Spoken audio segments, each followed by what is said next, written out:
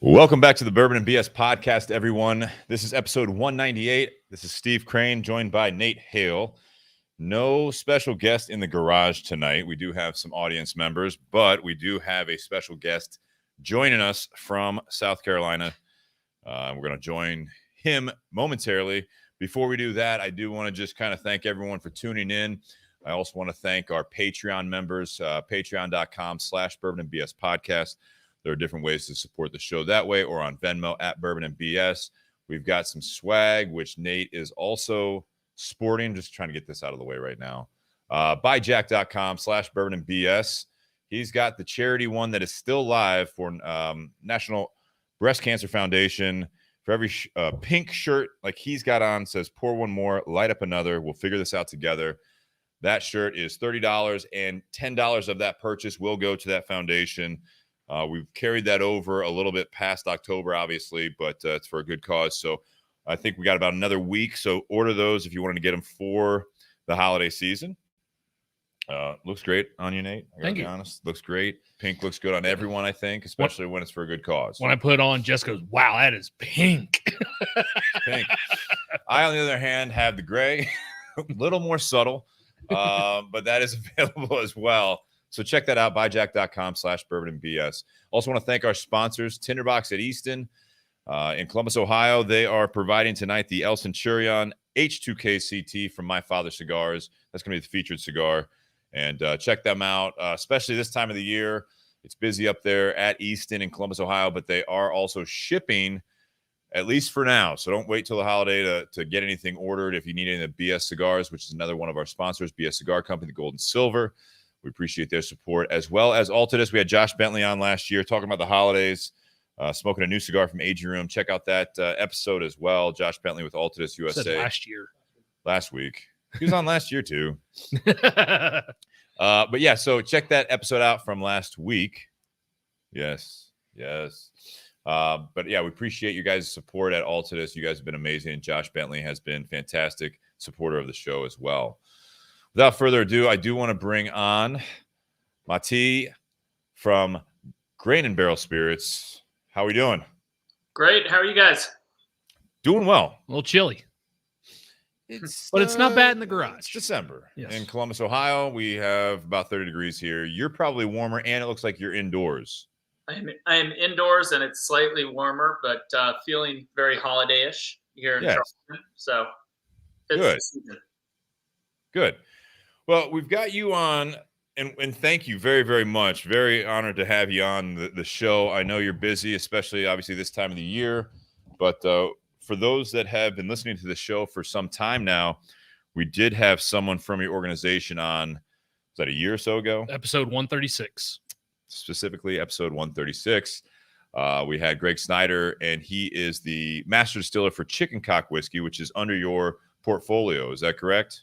It is. It's a very special brand. Greg's a great guy, and Chicken Cock, I would say, is our flagship brand within Grain and Barrel Spirits. Awesome. Nice. And you also have I saw are you still a sponsor of NASCAR? Yeah. So Dixie Vodka, which is another one of our brands, is the official vodka of NASCAR. And we also have our own cup race, the Dixie Vodka 400 at Homestead Miami Speedway. And then we have a team partnership with Stewart Haas Racing and Tony Stewart. So we have a car that also competes in the Cup Series. So yeah, we're very long NASCAR on the Dixie side. That's impressive. Yeah. Did you know that? I had no idea. I didn't think you did. Yeah. That's awesome. I wonder where that came from. Yeah. Are you a big NASCAR fan, or is this just the area you're in, or is this just kind of happened with that? Yeah. I mean, so I've always been a racing fan. Actually grew up quite a bit with Formula One in particular. But I've always loved racing. I've gotten to know some of the drivers over the years in NASCAR, especially living in the Southeast. And, it was a good brand fit for Dixie. So the NASCAR folks had reached out to us a couple of years ago to see if we want to get involved. And, it's a great demographic. It overlaps with our core consumer. And, we've been kind of heavily involved in it for the last couple of years. And last year was a tough year to be involved in major sports but this year is normalized quite a bit, and it's a lot of fun. Very loyal fans. Yes, definitely a huge audience. So it's a cool world and great for that brand. That's pretty. I mean, I knew when I was doing a little bit of research on that, with the Dixie, I didn't realize that you were that. I didn't see all of that working with Tony Stewart's team and everything else like that, and having the own race. I just thought it's very, very cool to have that. I mean, it's obviously you've got a respectable size portfolio, but just you're really reaching with each individual project. It seems like when we learned about Chicken Cock Whiskey, and we're looking at this here, and I was unaware that this Elvis project, being in Ohio, I haven't seen this, obviously, right? So this was brought to the podcast attention about this Elvis project, and just like with Chicken Cock Whiskey, there's a lot of history there. There's a lot of a very focused effort as far as doing something special. You're not just, we're going to put out whiskey. We're going to put out a vodka. We're going to just put our name on it. You're really diving in. It's really cool to see how far that reach goes. Tonight we're featuring the Elvis whiskey and the Elvis rye. Now this is new, brand new. Yep, brand new over the last couple months. Yeah.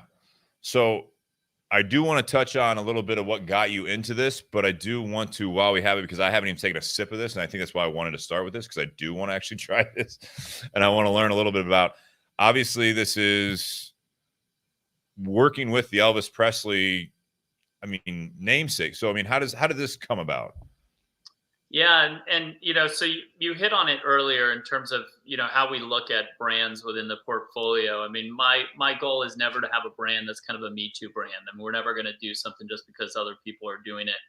And while we have a portfolio and all the brands kind of help each other within that portfolio, the key is each brand needs to be able to stand on its own, right, and have its own identity and a reason to exist. And so we really try and lean in on each brand and really kind of create as much authenticity as we can and kind of the why behind it.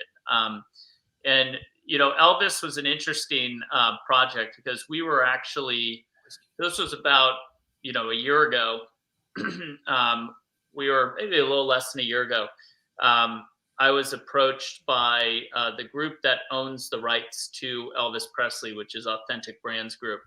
And Authentic Brands Group had acquired the rights from the Presley family not too long ago. And they were really looking to take Elvis into new verticals. And one of the areas that really interested them was in the spirit space and particularly whiskey. And what they didn't want to do is they didn't want to go to one of the big companies and say, here, take Elvis and make it, Jack Daniel's Elvis edition, right? They wanted to really have it be its own standalone brand. And so to do that, they really were looking for someone who was more entrepreneurial, who had a portfolio and had a platform, but was a smaller, more craft focused company that could see the value in kind of creating a brand around Elvis versus just having it be an extension of something it already had. And so they reached out to me because they'd heard about Chicken Cock. They'd seen what we'd done on some other brands.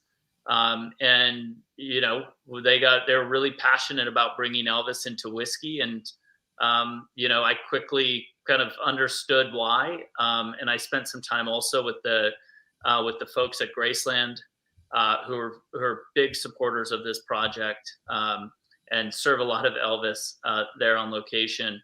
And it just kind of came together that everyone was like, listen, this is something that we really need to bring to life. And they really wanted to have it be in Tennessee, which I agreed as well. That was really important to the story. And so it really was this kind of mutual collaboration. And, what's great about Elvis is there's such a deep reservoir of assets, right? Of amazing photography, of music, of video, of just all this rich content to bring to life through a product. And the fan base is phenomenal. And we've seen that, over the last couple of months since bringing the product out.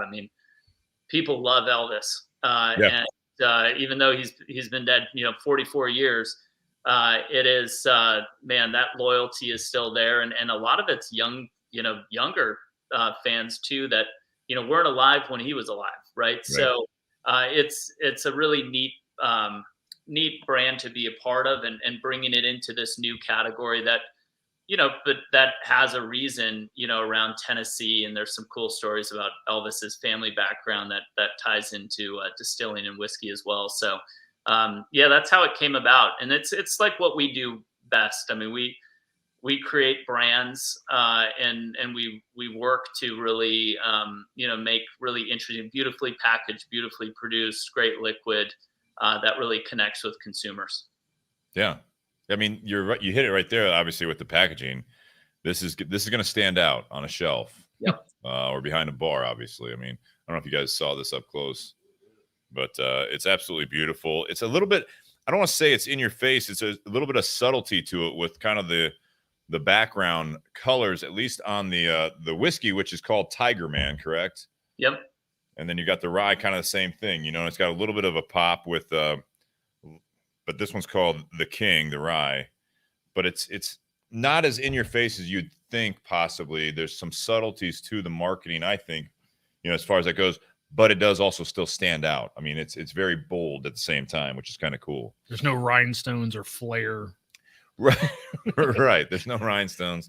There's no cape on it. Yeah. When you did this, can you say who you were working with in Tennessee for this? We work with Columbia Distilling. Okay. Columbia Distilling. And is there do you have a good relationship with them? Is this Tennessee Distilling in Columbia? But we were really focused on finding a partner there in Tennessee. This is the first project with them? Yes. Okay. And I think I'm sipping on the Tiger Man, which is the whiskey right now. Yes. And I mean, do you have the mash bill? I know Nate looked up the mash bill a little bit, but I mean, do you want to share anything about the mash bill or the project itself? Any age on that? Yeah, so everything's at least 3.5 years. Most of it's over 4, both on the whiskey and the rye. On the whiskey, we're 80% corn, 10% rye, and 10% malted barley. Okay. Yep. What do you think, Nate? It's got a flavor that I was having a hard time trying to pinpoint, but it was like a candied spice. Okay. So like it's got this spice that's rounded out by the sweetness, so it's like a candied nutmeg or cinnamon. It is not as sweet or corn heavy a flavor as I was expecting, knowing it was on the mash bill. Like knowing it was an 80% corn, I was not expecting something this. Like I was expecting something like a lot sweeter and corn heavy. Yeah, it's got just a hint of like a not heat, but like a little bit of spice. It's got depth to it, which again, with like I agree with Nate on that. With now knowing the mash bill, just taking sips of it. I mean, there's a lot of depth to this. I mean, I think you said pretty much 3.5, 4-year-old juice in here. I mean, it's got. The bottle says 2.5, but I'm okay. But yeah, I'm glad he clarified 3.5, 4. Yeah. Yep. And this is walking in at 90 proof. And again, being 90, I do like the fact that it is just higher than kind of like your base, 80 or whatever. I mean, you got a little bit, again, a little more oomph without getting into we're just going to blow you away with heat, with like a barrel strength, cast strength. I think this is nice. When you came up with this, I mean, you've got a great team, like you got, we talked before the podcast a little bit about Greg had, he always got that great knowledge and history there when it comes to whiskeys, especially. Yeah. What made you kind of decide on this? I mean, what is that kind of process for you when you're working on such in a sense, a high profile project like this? I mean, I love how you said that like NASCAR came to you, and then you're saying like, oh, the Elvis, the group that is in charge of the rights for Elvis came to you. I mean, this seems like an honor for them to come to you and say, hey, we want to work with you on this. So I mean, do you feel the pressure when you're saying, all right, this is the one we're going to go with, or do they have some influence? I mean, what kind of a team decision is it when you're saying this is what we're going to go with? Yeah, I mean, on the product side, that's really that's really us, and we drive that, and they're looking to us as kind of the experts in our space, right?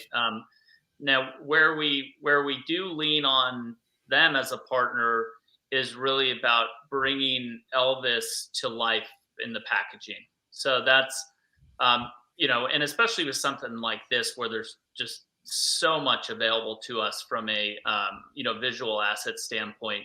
There's a lot of collaboration around, okay, this is where we think we want to go. How does that jive with kind of what the other things you're doing with the Elvis property, and making sure it really is in line with what they're looking for, but also, the family's still involved. And so, we're really honoring Elvis's legacy in this product. And so we want to make sure that we're doing right by that. So there's a lot of collaboration on the marketing side. On the production side and the liquid side, that's really, that's what we do. That's where, they really kind of gave us, and that's what they were looking for us to really innovate on. For me personally, when they first came to me, which total honor to have great partners like that seek us out. But I kind of knew instinctively that I wanted to do Tennessee. We're heavy in Kentucky with Chicken Cock. And there's a reason for that. I mean, Chicken Cock was originally established in 1856 in Paris, Kentucky, and that's a really core part of that brand's history and heritage. With Elvis, he's, even though he wasn't born in Tennessee, but obviously he's so known as kind of, his Memphis, his time in Memphis and with Graceland, that we really wanted to tap into that with a Tennessee product. And so our process was really, and we didn't own a distillery in Tennessee.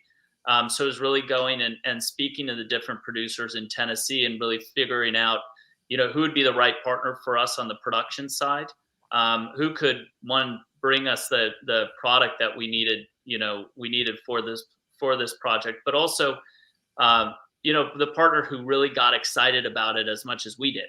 Right. So we want our production partners to be super jazzed about being the ones who are working with us to put liquid in these bottles.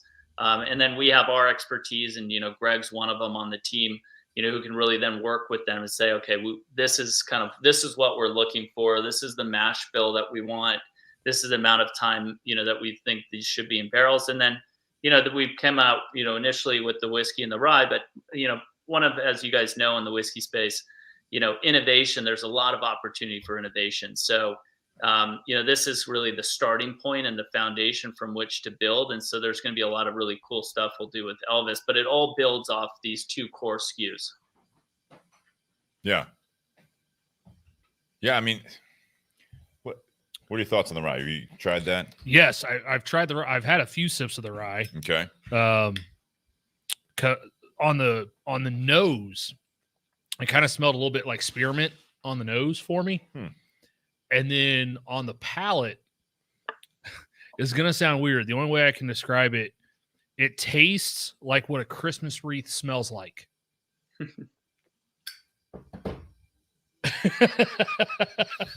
What? Like kind of that pine needle type smell. That's kind of the flavor I know what that a Christmas wreath smells like. Yeah, that's kind of how this tastes. Yeah, I get a little pepperminty on it. Yeah. Like 'tis the season. Perfect for this time of year. I got it. Go suck on a wreath. See what it tastes like. See if we can compare it. Like a real wreath or like? Yeah. All right. I was gonna say we got a fake tree inside. We can go like. See. That's gonna smell like plastic and your dog. Probably.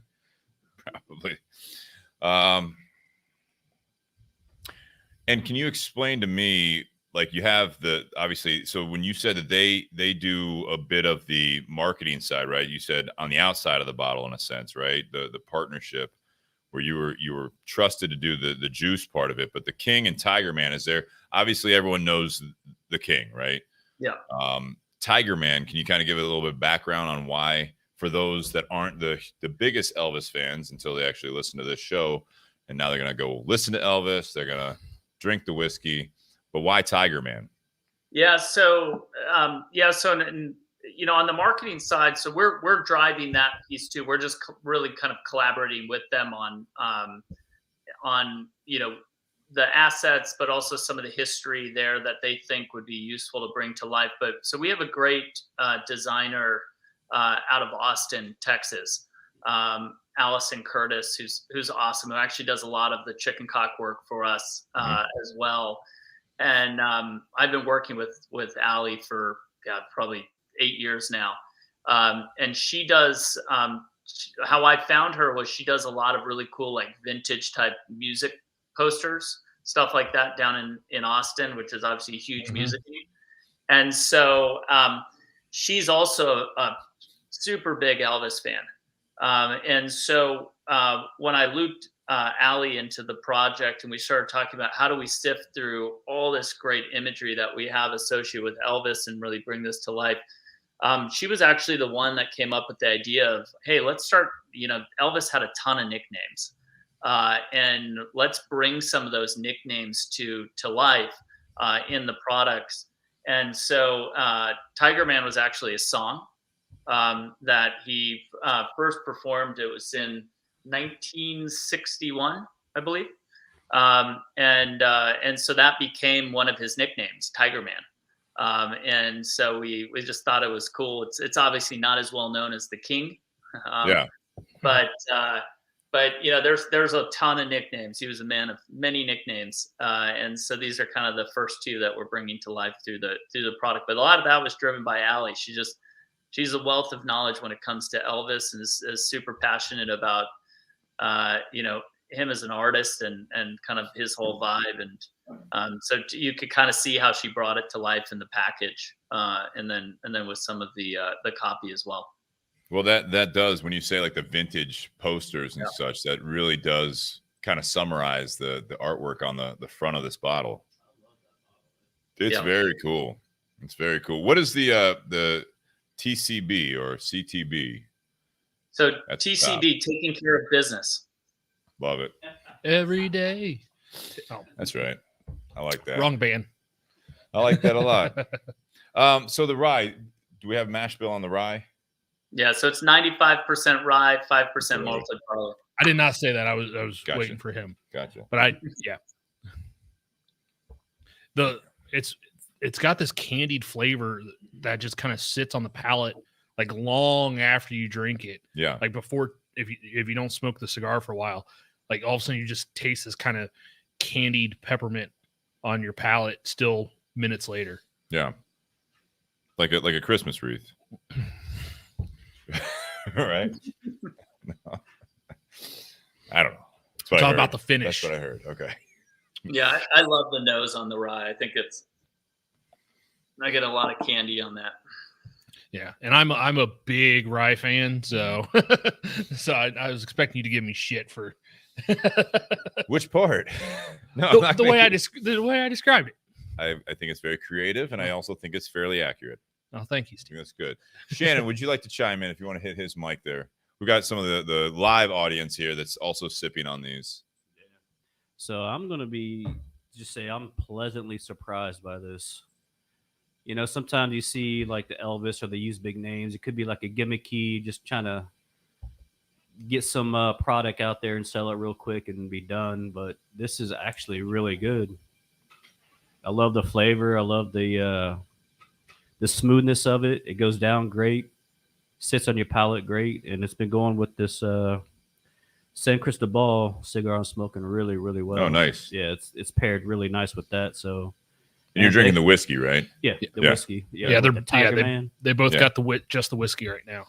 So yeah, man, great product, great presentation on the bottle. I'm loving the bottles. So where do we can't get this here, correct? They are not sold in Ohio, but they can be shipped to Ohio. Correct. All right, so I'll have. Is it in South Carolina too? It is in South Carolina. Yep. I'll have my wife's dad pick some up and send it up. And from what I looked up, MSRP on both bottles is going to be $50. Yeah. All right, cool. Great product, man. Thank you.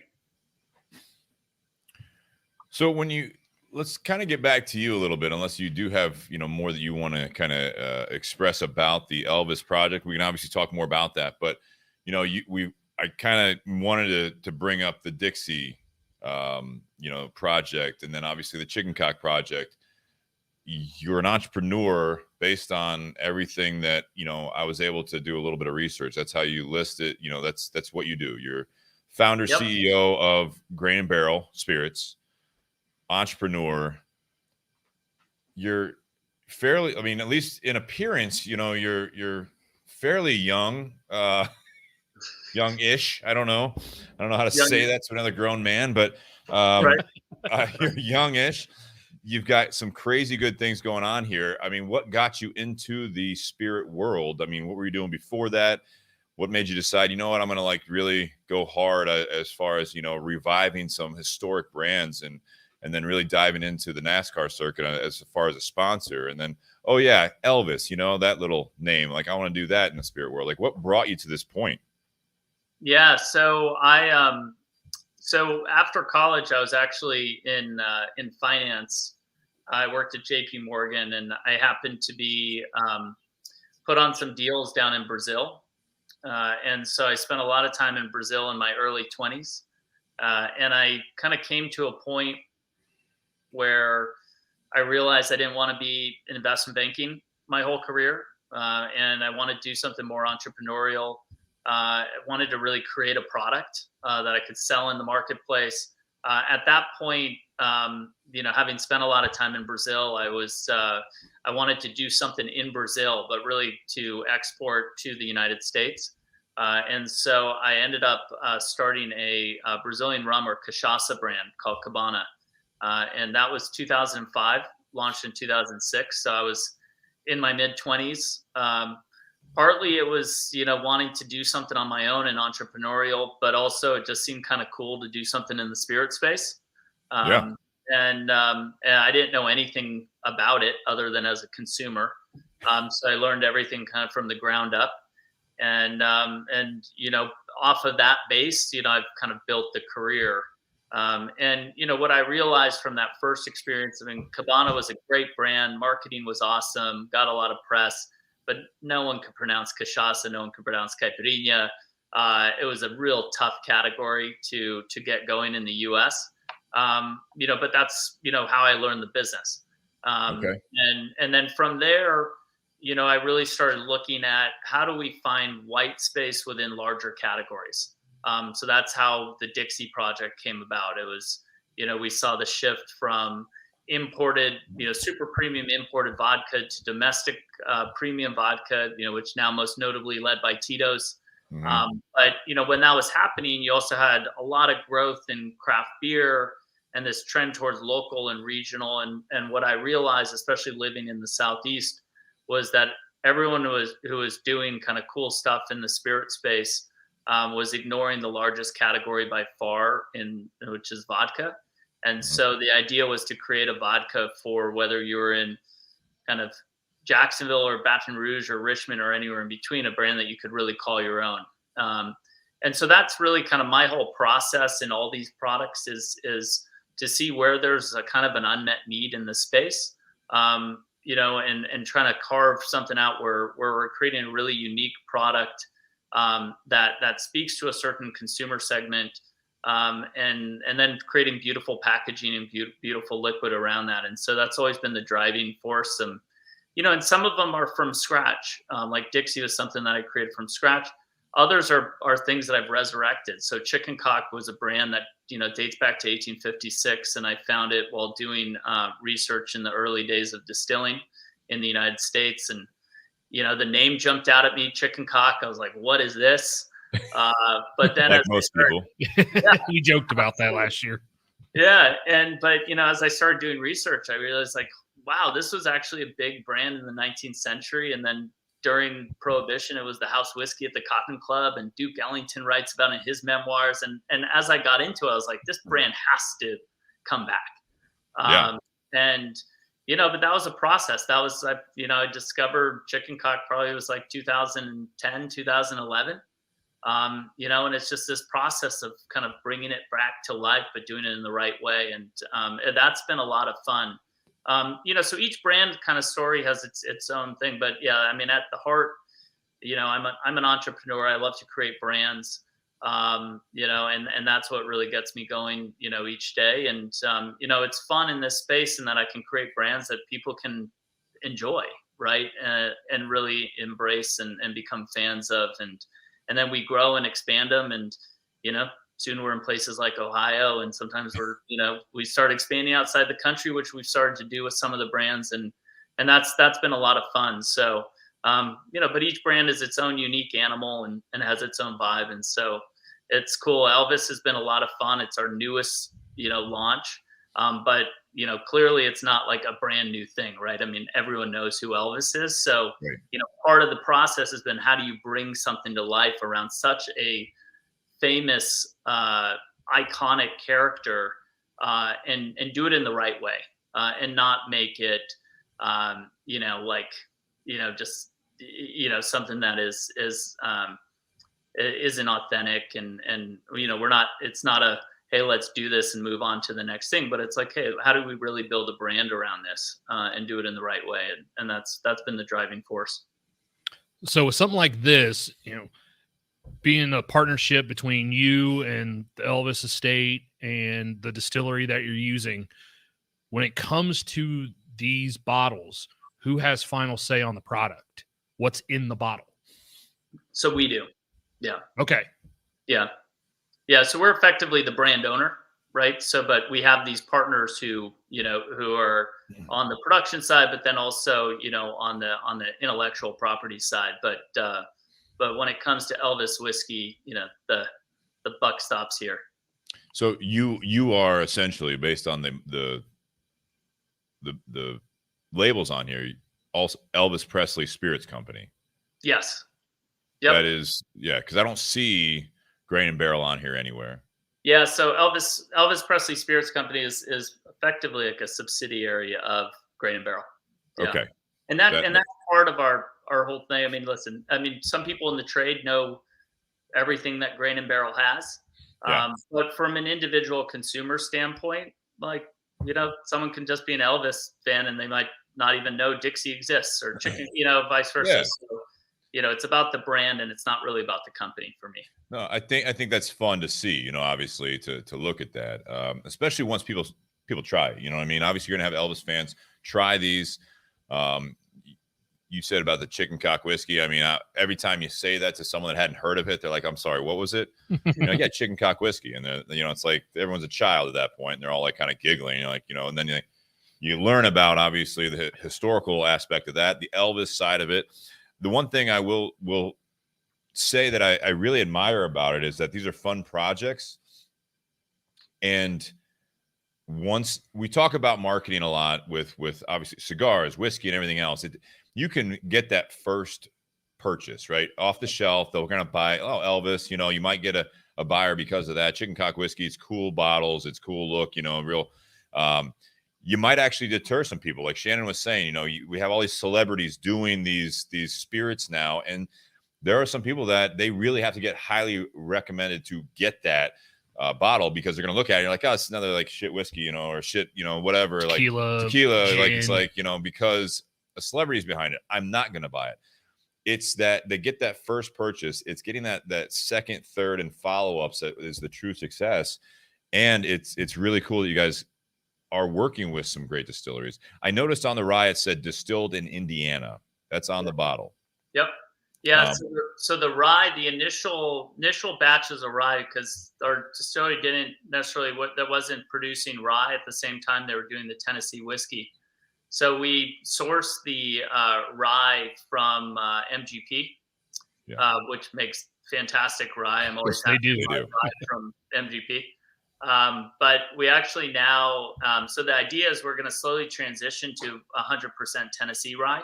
So we've got Tennessee rye aging right now in Tennessee. So we'll probably that transition probably end up being around second, third quarter next year. So around the summertime, that'll come of age. And so we'll be able to make the full transition to Tennessee rye. But yeah, we started out with Indiana, and we've been working with MGP on some projects for a long time, and they do a fantastic job, especially on the rye. So yeah, that's where the rye comes from right now, but it's still aged in Tennessee. But yeah, the plan is to transition. So both of the SKUs will be 100% Tennessee by mid next year. The Tennessee whiskey is obviously all Tennessee.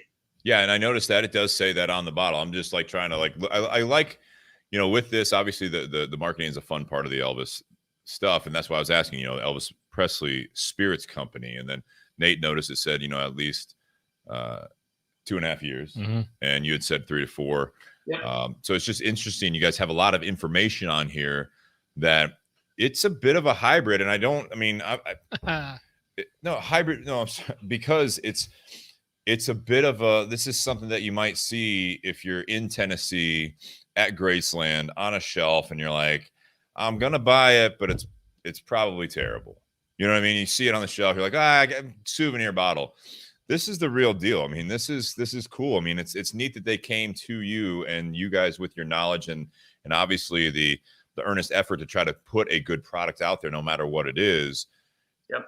I think you're going to have a lot of fans out there with this. And you said the response has been huge with Elvis so far. It's been, it really has been great. As soon as we released it, from an online standpoint, it was immediate. Just orders rolling in, people buying multiple bottles, and then seeing reorders, and people getting really a lot of gifting of it. So that's been fantastic, and that was before we even really started pushing any kind of digital. So that's been great to see. But then, from a traditional distribution standpoint, we launched in about 8 markets to start, just to kind of test and see how the response is. And that was just in October. And I think for the most part, every one of those markets has reordered at least twice. Wow. So, it's turning. It's nice. To your point, I think, for a lot of us, whether you're a retail store or consumer, a lot of people will give it, a chance, right? Because it's Elvis, it's a cool package. They taste it, it's good liquid. But then it's really the key is okay, well, are people coming back to it? And I think that's where the liquid ultimately comes into play, right? If the liquid's great, people are going to come back to it as a whiskey and not just because it's Elvis whiskey. So Elvis, though, is a great door opener to getting that trial. And then it's about, what happens after that. And so far, what we're seeing is that people are coming back to the brand and they're getting really excited about it. No, that's very cool. And I think it's a fun bottle to have, not only because it does taste, it's the real deal, but it's fun to have on your bar at home. It's a conversation piece, as you know. I'm telling you stuff that you already have thought of way before I'm noticing it just tonight, but it's cool. For those that haven't seen this is one to have on your bar at home for when you have some people over. Not only is it good to sip on by yourself or with, just at the house, but this is something that is, at least for now, you're kind of ahead of it. If you can get your hands on a bottle and around the holidays or, when you have some people over for like a dinner party or something like that. And this is one you can pull out and be like, have you heard of this one? And they're like, wait, is that Elvis on the bottle? Yeah. And then you can tell them a story about it. And I think it's going to really blow them away a little bit. How big of an operation is Grain and Barrel? So we're in total, we've got about 40 people on the team. 25 of those are on the sales side, kind of spread around the country. And then, the rest between kind of operations and marketing. Heavier on the sales side. We're sales and marketing is kind of our bread and butter. And then, the production, we've got a great, team that, like people like Greg and some other folks on the tasting side who do really amazing work on flavor development and working with our partner distilleries. So, but we're still a small company. We're gritty, we're entrepreneurial, but we have a lot of fun. And I think going back to the people having it's like opinions, right? I think the most important thing for any brand is for people to have an opinion. If people don't have an opinion or there's no reaction, then you're probably not going to be very successful with the brand. And so I always look at it and say, whether it's Chicken Cock or Elvis or Dixie, or it's like, hey, if people stop and notice, that's winning, right? You've got to have people who will actually pay attention to brand, because there's a ton of brands out there, right? There's a lot of noise, and a lot of the brands just in my opinion, they don't try that hard to really differentiate themselves. Right. But I love when people, and chicken cock's a great example, right? We're like, oh, chicken cock, the name and that, which is just a rooster. But people love the name, and it stops people, and it gets them to pay attention. And it's the same thing with Elvis, and that is the most important part of developing a brand, is you got to have people stop and pay attention, and then hopefully they like it, and and then they become evangelists and great consumers. Well, and I remember you kept bringing up the chicken cock brand. I remember when we had Greg on last year, and he talked about his role and his involvement with that brand, and then you say that you're moving the rye from being sourced to being Tennessee-made product. I assume Greg has his hand somewhere in that process with that as well. So how do you differentiate the Elvis rye with the chicken cock rye, both being in your own portfolio, but you want both products to do well? Yeah, I mean, very different brands, obviously, and backgrounds. And I mean, I think part of the thing with chicken cock, and we've got a great partner, we're part of the collaborative distilling program at Bardstown Bourbon Company, which they're just phenomenal at what they do, and great partners of ours. But big differentiators, obviously Kentucky and Tennessee. One of my goals as we build out our whiskey portfolio is, I like having, brands that are very geographically specific. Sometimes get creative on the limited releases, but in terms of the core SKUs, ultimately Elvis is Tennessee, chicken cock is Kentucky. So that's the big differentiation between the two of them, and from a liquid standpoint. And, there's slight differences from a mash bill standpoint. Also, the charcoal filtering is different between Tennessee and Kentucky. So you definitely do get differences. The other thing with chicken cock as a brand generally, and this is most specific to our Kentucky straight bourbon, and goes back to really the heritage brand, is chicken cock's always been a high rye bourbon. So you're definitely going to get a lot more rye on the bourbon than you would get on our Elvis Tennessee whiskey. So they're just kind of there's slight nuances, but that start really on the mash bill and also on the barrel side. But the biggest difference is really going to be the point of origin, Kentucky versus Tennessee. What other questions do you have for him right now, Nate? Do you guys have any questions out there in the audience as well? We only have a couple minutes left with. Yeah, I'm looking at the clock here. Well, I mean, so one of our listeners had asked, and I tried to answer it, but obviously, Matti, you're going to be the best resource for this. Are people buying it because it says Elvis on the bottle, or because they're familiar with your products? And I told him, I was like, well, your guys' name, like Grain and Barrel Spirits, is not on the bottle. Mm-hmm. So, and I was like, people might buy it once because it says Elvis on it. They buy it a second time because of what's inside the bottle. Yeah. But why do you think, like, the success, you've already talked about how the places you've distributed this to have reordered multiple times. Have you seen where that's coming from? Yeah, I mean, so I'd say from our distributors' perspective, and probably a lot of key retailers, they're not going to buy something just because of a relationship if they don't think it has legs. But for sure, their experience with us as a company and our other products definitely gives them confidence whenever we launch a new product.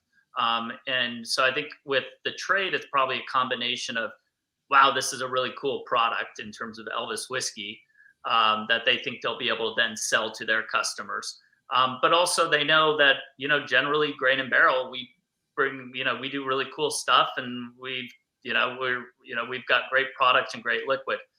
So from a trade standpoint, I think it helps that we do have the portfolio and the reputation that we do, and we've built those relationships over a number of years. From a consumer standpoint, especially direct to consumer on the e-commerce side, I would say probably 100%. It's initial people buying it are like, because they're like, I love Elvis. Yeah. And so, and that's, I mean, that's, I think that's probably pretty clear. It's just people are like, this is cool. I love Elvis. I love whiskey. So it's like, things are coming together on that front.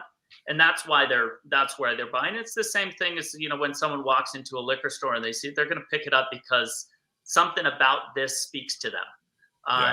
And the most obvious thing in the beginning is going to be Elvis as the name. And so, and that's part of why, it's like, hey, we want to make that Elvis piece of the packaging front and center. We're not gonna hide it, right? That's the key selling point. And then they're going to crack open that bottle and they're going to hopefully really like the whiskey and tell their friends about it and order another bottle.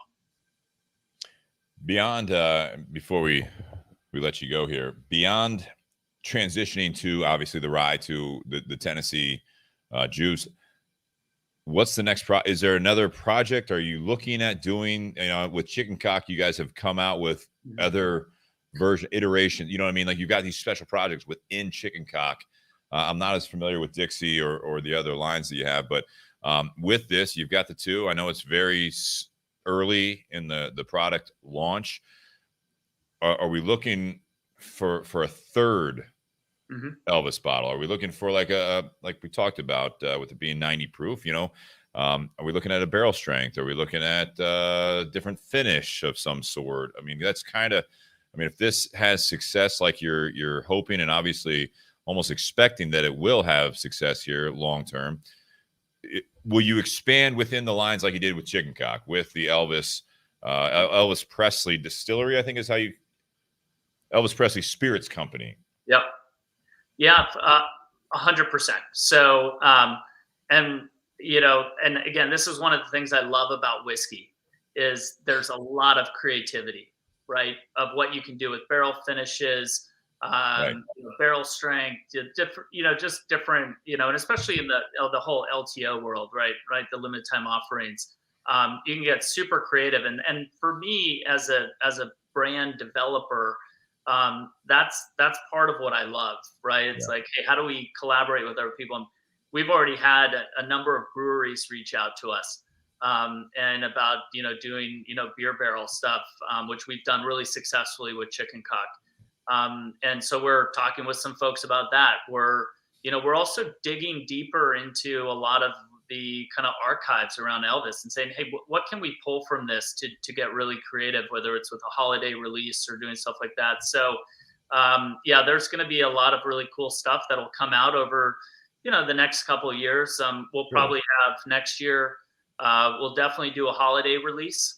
That'll be a limited release. And then, you'll most likely see, some kind of collaboration with a company outside of spirits, but within the alcohol beverage world within Tennessee, that I think will be pretty creative and people love. And then, with that, we'll also, take different imagery that we have access to with Elvis and really bring that to life on the bottle. And so that'll be a lot of fun. Just don't make a whiskey that tastes like peanut butter and bananas. I know you're going to say something like that. That's funny enough. That's the number one request we get. So, all right, not the whiskey, but when you team up with some of the craft breweries or something like that, I can see that being more of, but flavored whiskeys are like a thing. So they are popular. Here we are. I have never had the peanut butter, banana, and bacon sandwich, which was Elvis's favorite, but, it's every single day we get that. We get people asking us that. It's just, you've got a whole new fan base coming at you right now. I can tell you from experience, it makes a really good donut, but I don't know if it'd make a really good whiskey. I feel like you would try it though. You would try it. I appreciate you sharing all that with us. Obviously, not only how you got to the point you're at with all these projects. Obviously, we appreciate the time we had with Greg last year. And our thoughts go out to him and his family right now. Obviously we'd love to have him back on in the future with some new Chicken Cock projects you have. And I'd love to see where this goes as well. You're obviously welcome anytime on the show. If you've got a new project or product that you want to highlight, we love having you on. This has been a lot of fun. I mean, it's cool to talk to someone that you've got your toes in a lot of major, like I said earlier, major product launches that are just not, like I said, someone just like, we're going to distillery we're going to source. We're going to have a whiskey. We're going to have a vodka. We're going to have this. It's like, no, we're going to do the vodka. We're going to do the whiskey. We're going to do the, it's like that kind of attitude is really cool to see. So we appreciate that. And then have a NASCAR race. Yeah. Have a NASCAR race. NASCAR for good measure. Yeah. Well, I appreciate that. And I really enjoyed being on. So I look forward to hopefully coming back again soon. Absolutely. And thank you. Thank you. Absolutely. Yeah. Awesome. All right. Thanks, guys. Yeah. Take care. All right. Cheers. Cheers. All right. For those of you listening still live, this is one of those episodes that we do. We're very fortunate to have someone like our guest. I thought you paused because you were trying to think, how do I pronounce his name again? No. I mean, the guest that we have, I mean, he was fantastic. I mean, it's really cool. Like I said, with him on, I mean, I can't express it enough just to hear all that information. Yeah. With that and how big they're growing so quickly. I mean, this is kind of cool to see. And it's not like they're their own distillery. We have some of the guests like that are doing their own project. This is someone that's teaming up with some of the best. I mean, and for those, it was episode 136, you said, with Greg Snyder. I mean, the fact that he was able to snag him with, I think at the time it was like 38 years of experience. It was over 40. Over 40. And Greg Snyder was the one, he told the story of how when he was working at Wild Turkey, created the Russell's Reserve brand. Yeah. So that's a hell of a resume.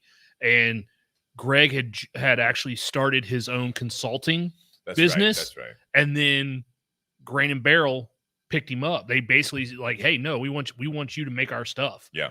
And he was just a consultant, and they're like, no, we want you to new projects. Like, it's just really cool to see this type of stuff. I mean, obviously with this, I mean, I kind of said it, and we got Sean Anderson tuning in now. Hey, Sean.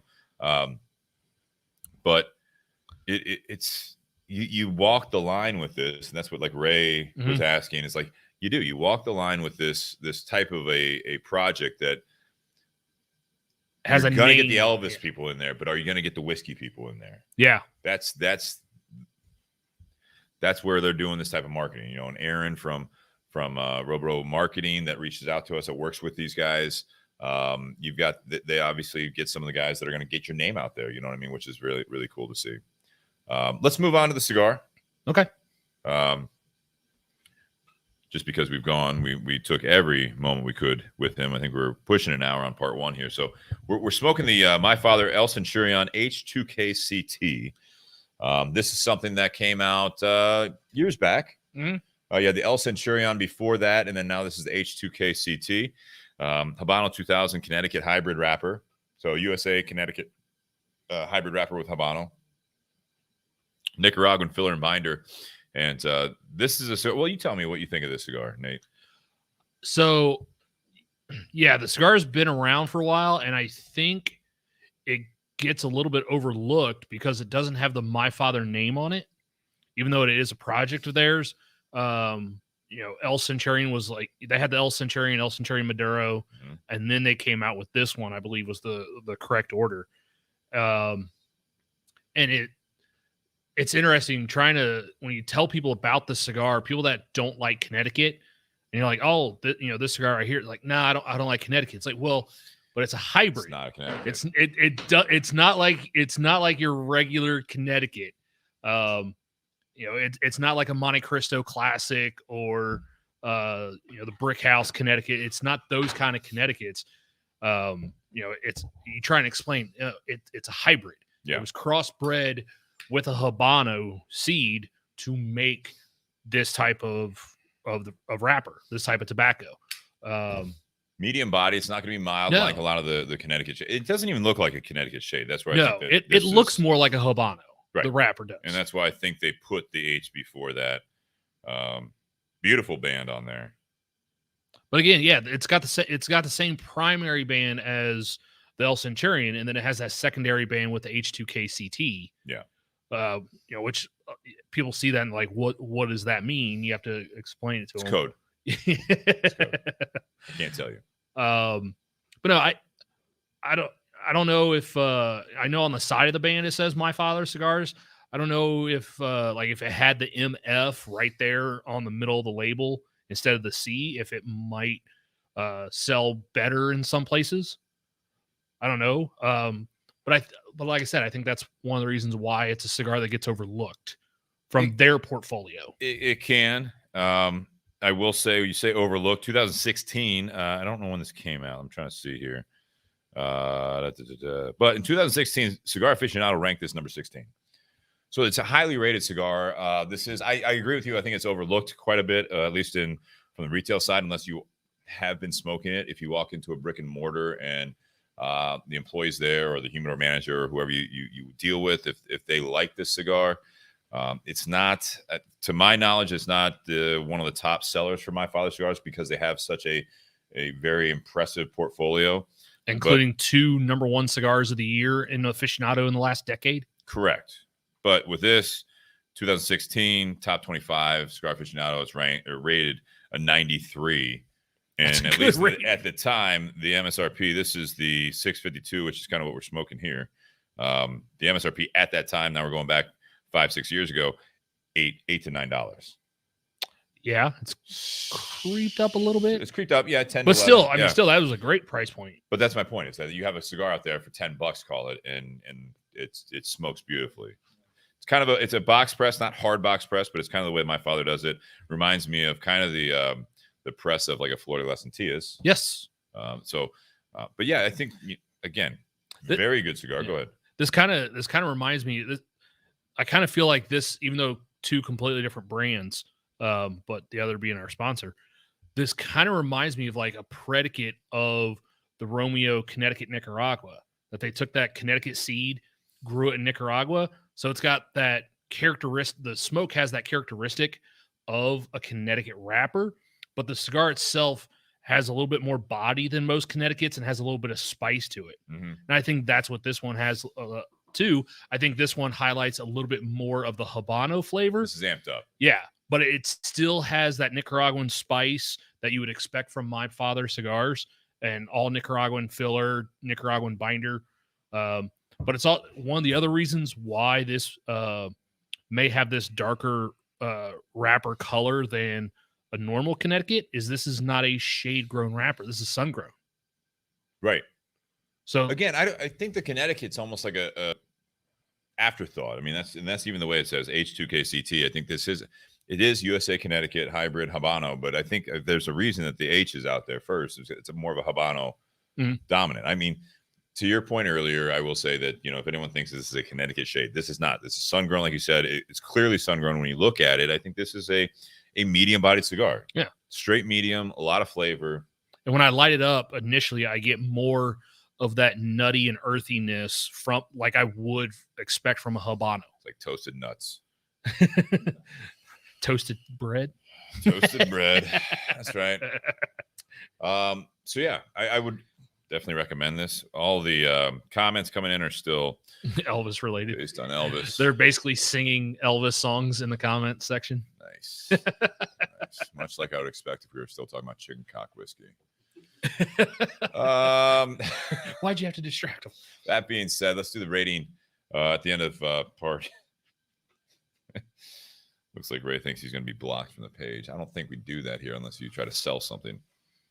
But so this is the time of part 1. And part 2, it's going to be a little bit looser conversation. I hope you guys that are listening, we got 10 to 20 viewers right now live.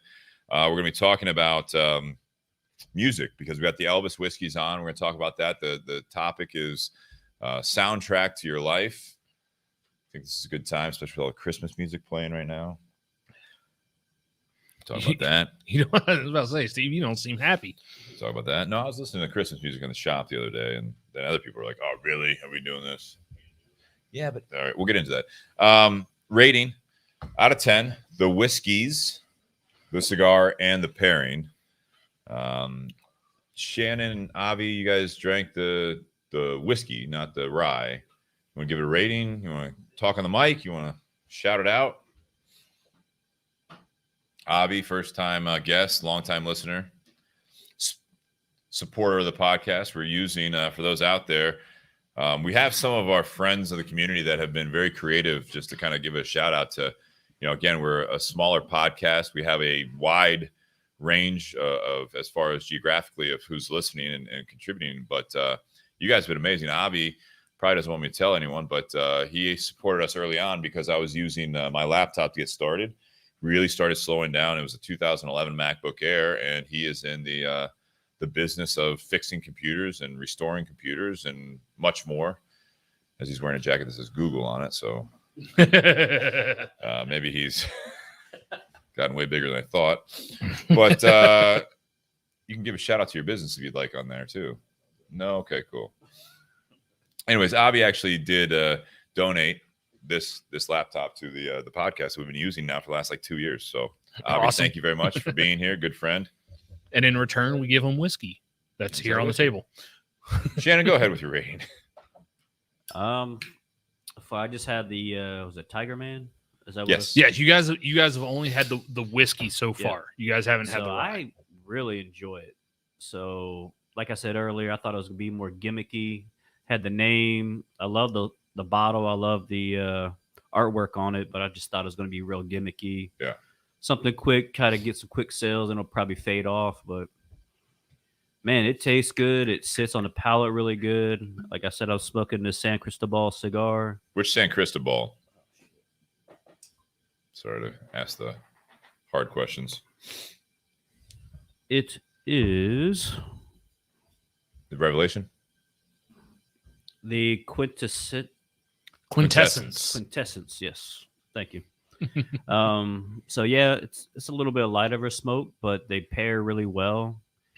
I didn't feel anything was overpowering each other. It's kind of nice compliment. But yeah, I would go out and buy this right now if it was here. Honestly, I'd put this on my shelf. One, it looks good sitting there. Two, tastes good.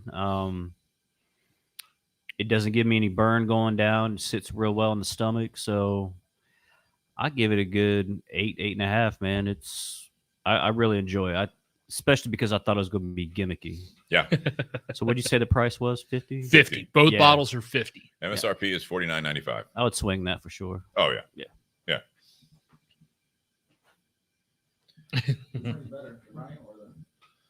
Avi, you can't talk in the garage unless you talk on the microphone. It's his first time. I know. We have rules. There are no rules. Well, Nate, you go ahead. Avi asked which one is better, the rye or the whiskey. So the Tiger Man is the whiskey. The King is the rye. So out of 10, you want to do your ratings. I know you're doing some notes over there. Well, I wrote down mine ahead of. So on the whiskey, I am going to give the whiskey an 8. Okay, Tiger Man whiskey. Yes, I was pleasantly surprised because, again, I had looked it up. I know you didn't before the show. I had looked it up, saw it was an 80% corn mash bill. So I was expecting just this very corn forward, almost too sweet of a whiskey. But I think this actually has a little more depth and balance than what I was expecting. Yeah. Like I was pleasantly surprised. I'm going to give this one an 8. The rye, I'm going to give the rye a 9. I liked the rye more than the whiskey, just didn't like the rye more than the chicken cock rye. No, irrelevant. I know, but same I like brand. that stricken from the record, everyone. How many times did no. How many times did Matti bring up Different state. I know, but All of you demand a recess. But no, it is a very good rye, and as I said, I really enjoy ryes, and this one just had a different type of flavor than what I get out of a lot of ryes. Yeah. But I enjoyed it. It was a good bottle. I'm surprised it was 90, 95 rye, 90 rye. 95% rye, 5% malted barley. That's a surprise. Did you think it was going to be more like 70 or some of the other ones where it's like rye. Just barely? Yeah, lower rye. I thought it was. Does it because it doesn't have as much spice as you thought? Correct. Yeah. Yeah. In fact, go ahead. But no, but again, I think that kind of goes to show, even though currently this rye is being sourced from MGP, it goes to show you that MGP can sit there and take a 95.5 mash bill Agreed. and have products that taste completely different from one another. 100%. So, which is 95%. All right, cigar. Cigar, I'm going to give an 8. I mean, it's a good smoke. It's a solid smoke.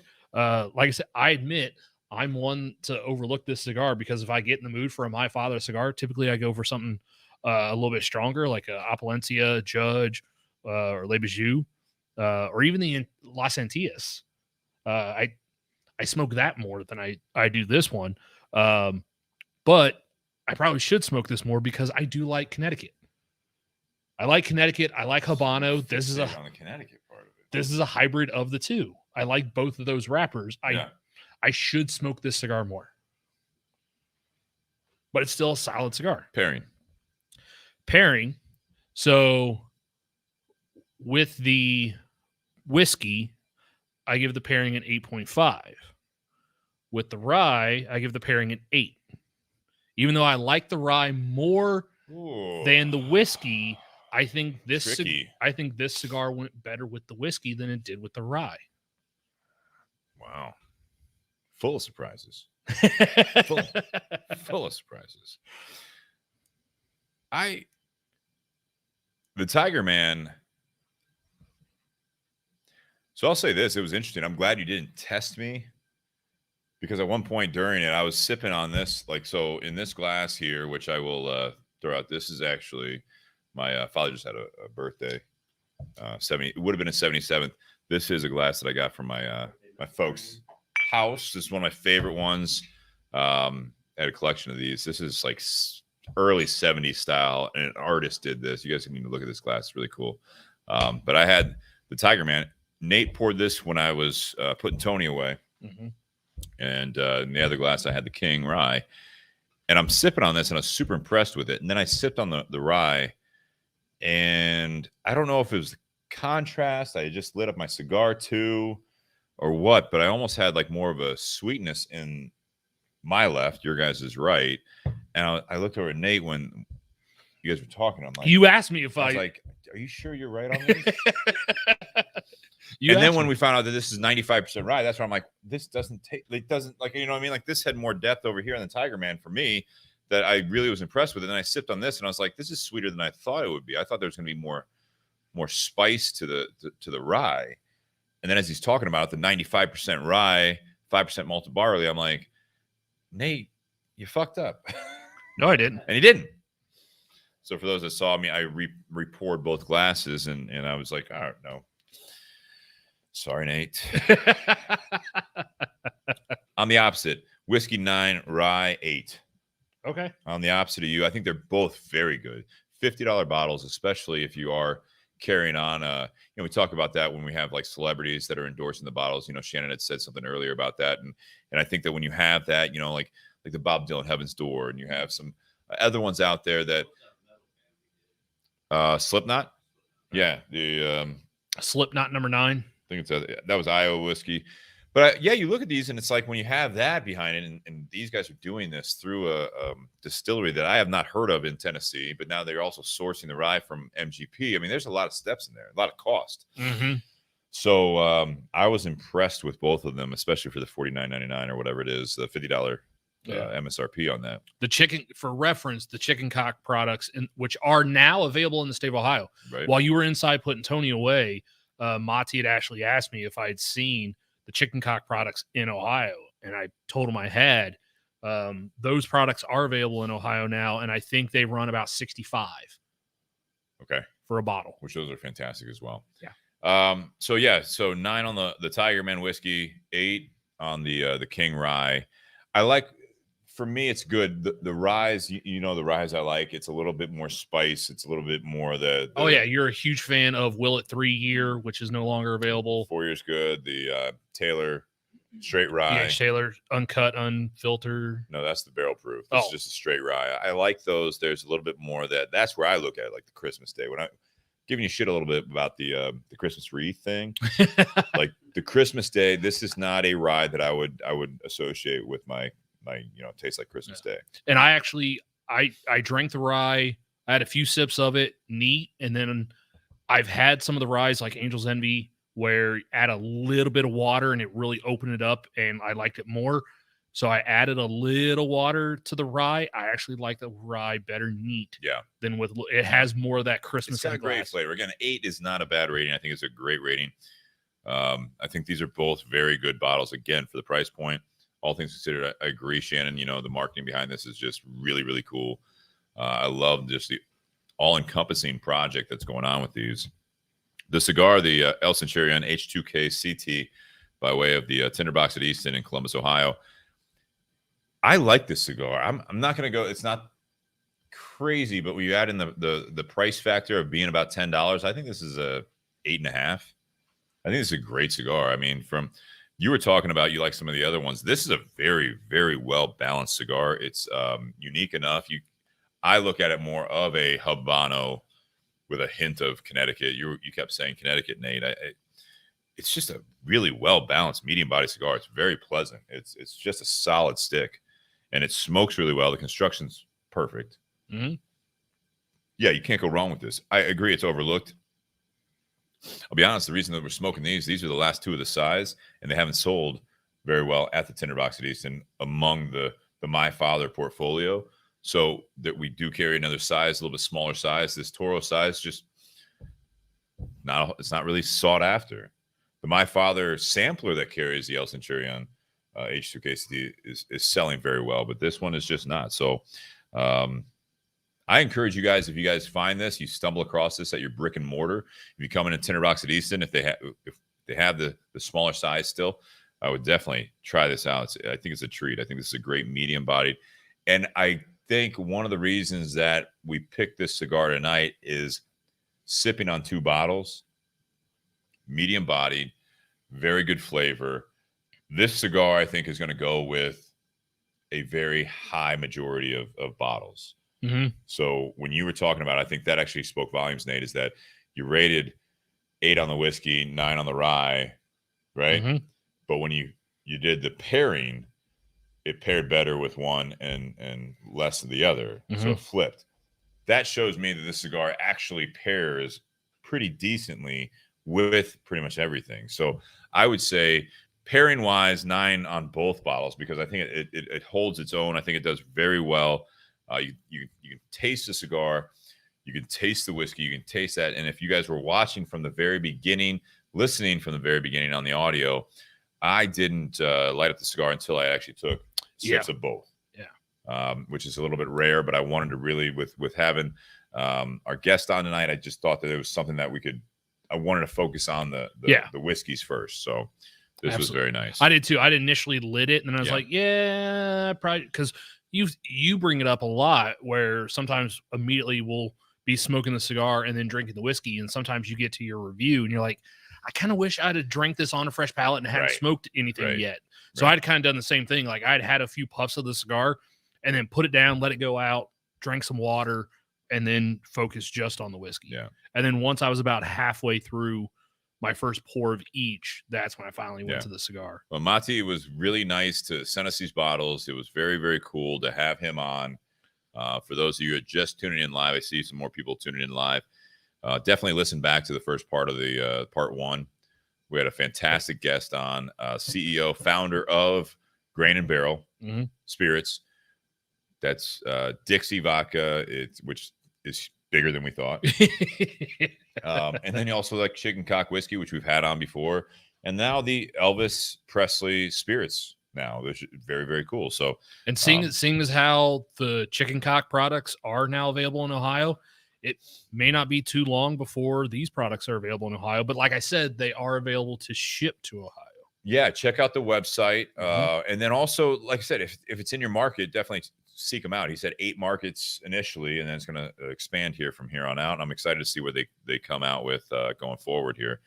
Ray asked if we can get him back on. No, we can't. He's done for the night. You're stuck with us if you stay tuned.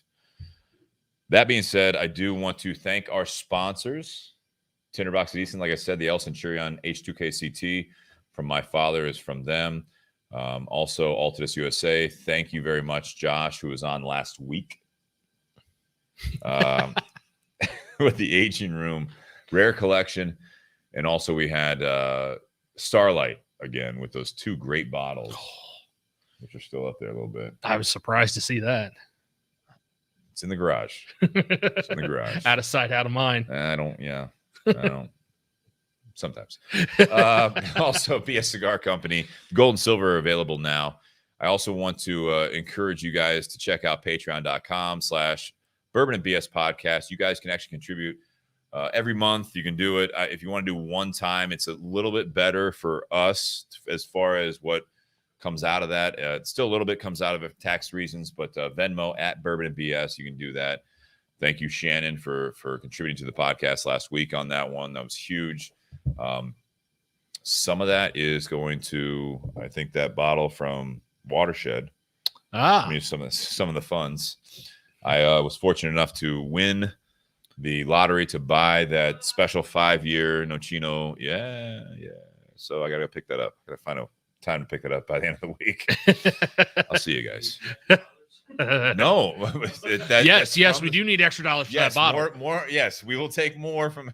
No, those are the type of things that I told Nate that I won that, and he's like, I said, you can have some. He's like, well, it's your bottle, and I didn't tell him until now, but it's like, no, I think that's one that I can use some of my money and some of the podcast money to buy. It's a $100 bottle. Might as well do it, and we'll review it on here. Yeah, you guys can hopefully enjoy it if you want it, and I can post that. It'll probably be January because we have a few guests lined up going forward. And speaking of Watershed, Saturday was their Nocino Fest, and Jess and I were both there and picked up a couple bottles of their brand new Berchino, which if you remember about a month or so ago when Ann and their new master distiller Aaron were on the podcast. Yep. Aaron was talking about head distiller, I was correct. Or head distiller.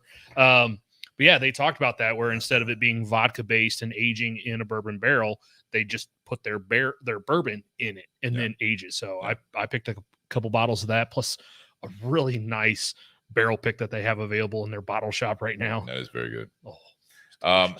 As we round out here, also buyjack.com. That's byjack.com/bourbon and BS. Sorry to throw all these sponsors and all these plugs at you guys, but this is fun because just for about another week, I got to talk to John over there at BuyJack.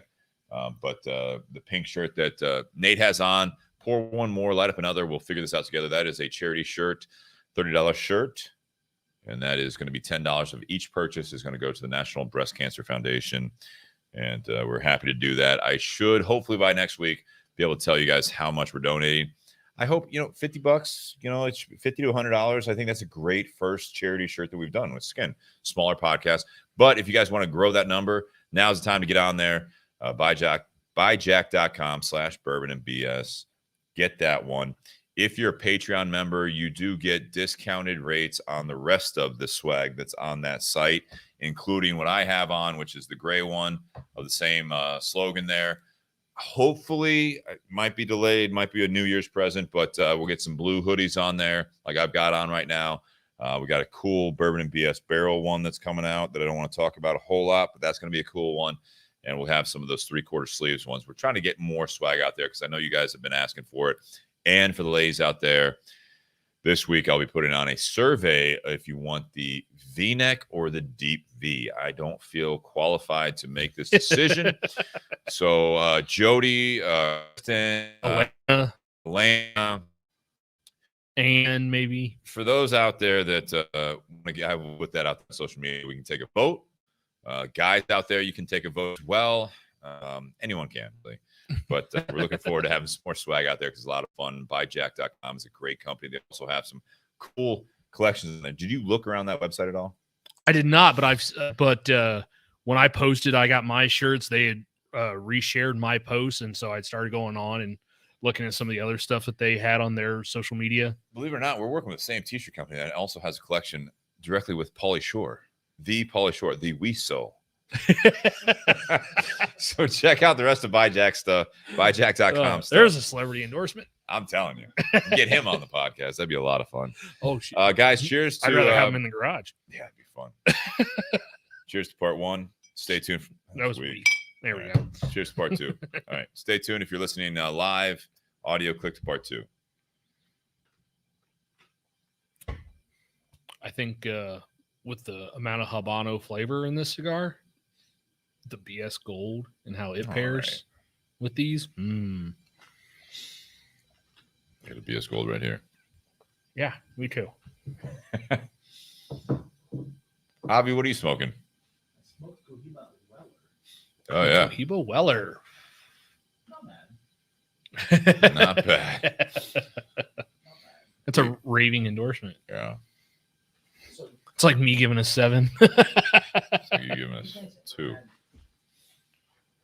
Hirsch. I don't think I have. I No. thought you had that. I've heard of it. I think it's the same AH Hirsch, the same, I think, distiller. As who? AH Hirsch. I don't know. They have some rare stuff. I don't know if you guys want to keep it here. Oh, keep it. We can try some of it unless you want us to review it. Or we can, or if you're Next time donating you're that, we over. can do that on an episode. You can do whatever. I brought one for whatever episode you don't have anything going on. Oh, Well, thank you, Avi. all right. I have some sources in New York and stuff. So Gotta make sure you're here in the garage for that one. I can come. You just I can throw it come. right back there on the shelf. Yeah, there you go. Thank you, brother. It's a cool bottle. Yeah. You said New York? We're still alive. We're still alive, but they can't hear you. If it's mob ties, you don't talk about it. Don't say about your guy. You got a guy. I have a guy somewhere. I got a guy. I went to Nicaragua with some guy that opened in Long Island. He opened. Ray says that he loves listening to half the conversation. If you want to grab that mic. Oh, is it? Yeah, grab the mic. Here, we turn them on there. We're getting them on for you, Ray. There you go, Ray. I hope the FBI. Turn it back the other way. Talk just above that black Boom, tape. right there. There you go. All right, so I have a guy. I have a guy that I met in Nicaragua in the Perdomo factory. Yeah. And he opened in Long Island, Manhattan, New York. He opened a liquor store. Okay. And he has no business yet. So he took a pictures and like, He has no business yet? not yet. He just opened. So he's like, send me like pictures of the stuff, and I see on the shelves like EH, Blanton's. So he's got the stuff. He's got the stuff. He said, like, can I have one of them? I asked him, can I have one of those and those and those? He said, you can have them all. So I have a shipment of 6 of each of like EH, Oh wow. Blanton's and stuff. And he said, like, do you want these? Like I said, I never heard of them. So send it to me. Very cool. So I have some supply. So that's why I brought it here. So we'll see. What's up, Ray? Yeah, Ray wanted to have you on. Yes. That's Avi. Ray. Yes, that's me. I told Ray. My Father Cigar. We can arrange shipment over there. I have a guy. Have a guy. We have guys. Avi's got Cheers. guys. I feel like there's like a Cadillac Escalade down the cul-de-sac right now. As long as it's not a blacked out Suburban. Tony, yeah. You guys so still have he juice? hears us out here. He wants to be out here, but it's when he's out, it's just too much. Yeah. Do you guys still have juice in your glasses? You want to try the Yeah, rye? Try the rye. No, I'd love to have Tony out here. I was not able to take him for a walk before. He would, but there was a time where like then he's all of a sudden, at one point he'll just come up and he'll start, like Right running. between us. Yeah. Yeah, the one episode that I had. Yeah. It looks like, Steve Rye are rubbing each other's legs. And it's All like, you want to give off the I wrong think impression. eventually, I'd like to. The other thing, like right now, he'd be fine. Summertime is tough because when the garage is open, he's just staring out there and he wants that. So, Squirrel. not quite a year that Tony's been in the house. I mean, it was April, May, I think, was when I adopted him. But he's No, he's almost 4 years old. yeah, He's yeah. about 4. But he's been great, man. He's been great. You good? Yeah. You guys good? You guys gonna hang out and contribute? You just lit up a cigar, so I assume you're gonna hang out for at least a little bit. Cigar from our sponsor too. That here has been great. Yeah, that one's been great. We got a new one again. I used Patreon money for that, about $100 topper for that, and then you fill up fill up 2 of the propanes. If you guys are able to do that wherever you're at, you fill them with a U-Haul as opposed to swapping them out at a gas station or whatever. Well, so if I filled up, they were completely dead. It was like $34 to fill up 2 of them completely. But instead of waiting until it dies completely, you're middle grilling something or whatever, you're using them as heaters, and you're like, well, it kind of feels like there's some, but I don't want to run out. You just go over there, just top off that. It's great. You pay by the volume. Yeah. Instead of the exchange Yeah. where Yeah, like if you still have a pound or two in your Right here. tank and you exchange it, you Morse lose Road that. between Westerville and So, Cleveland. But I know a lot of the U-Hauls do that. If you guys can get, and there's other places you can get the pro. If you guys are smoking in your garages during the winter and you want to use one of those toppers, this is just one off of Amazon. It's one of those 360 ones, which has been working really well since I've gotten it, as opposed to what we had.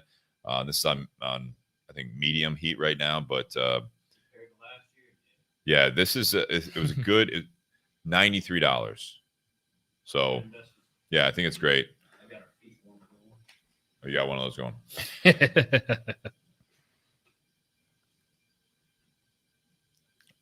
Welcome back to the Bourbon and BS podcast, everyone. This is episode 198, part 2, Beyond the BS. We are sipping on Elvis Presley spirits tonight. That's right. Nate brought to my attention when we were getting into this season is that this time, a couple weeks ago, I think it was, last year, we had talked about doing another music episode. Yeah, and then there was, shit happened in life. So I figured since you brought that up, we were drinking Elvis Presley whiskey and Elvis Presley rye, that we could talk a little bit about music tonight. Great tie-in.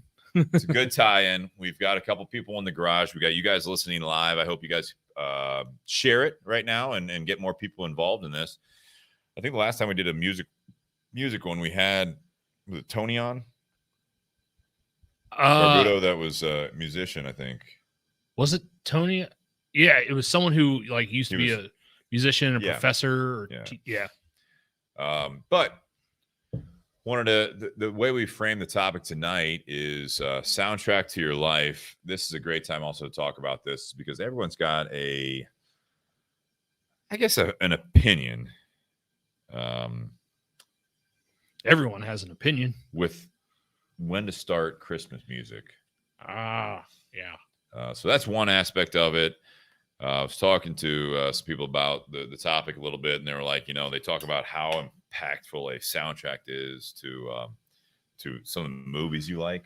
Yeah.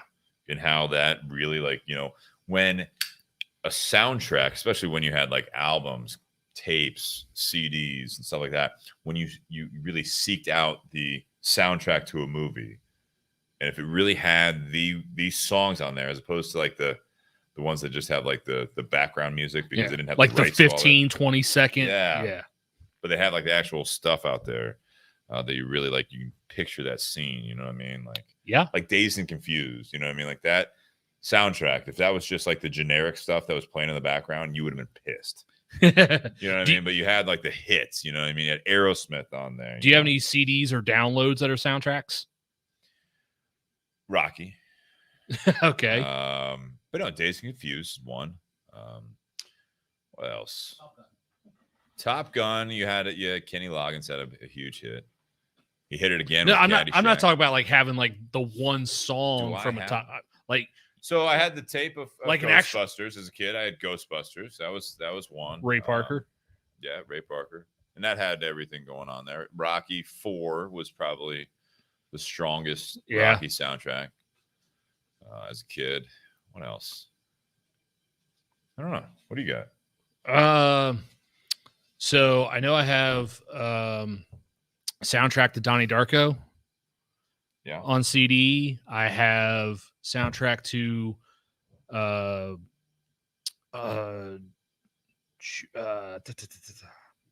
not Crouching Tiger. Not what I expected. It's Animal House was a great soundtrack. Something else. It was something similar to Crouching Tiger, Hidden Dragon. Mortal Kombat. Not Mortal Kombat, although right. Not bad. I know I have the soundtrack to Hero, which was a Jet Li film, filmed in China. How much martial arts do you know? None. How much martial arts do you know while listening to those soundtracks? It's still none. All right. Makes me feel like I do, but I don't. That was more. A lot of broken boards. No, just because sometimes I'll watch a movie and there will be a song that just hits a certain way during the movie. Yeah.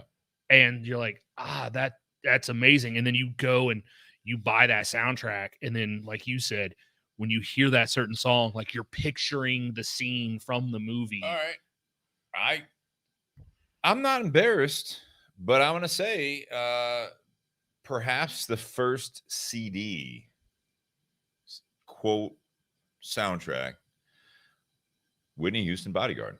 Oh yeah, that was a pivotal time when CDs were getting big, and I Will Always Love You was a EP.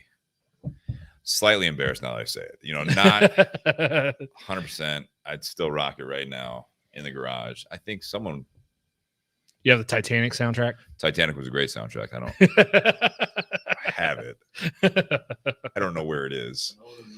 House of Flying Daggers. That's what it was. It just popped in my head. There you go. House of Flying Daggers. Awesome soundtrack. Great Balls of Fire. So we can keep talking about this as we go on because I love some of the comments here. A lot of the soundtracks. Ray says only slightly embarrassed. Yeah.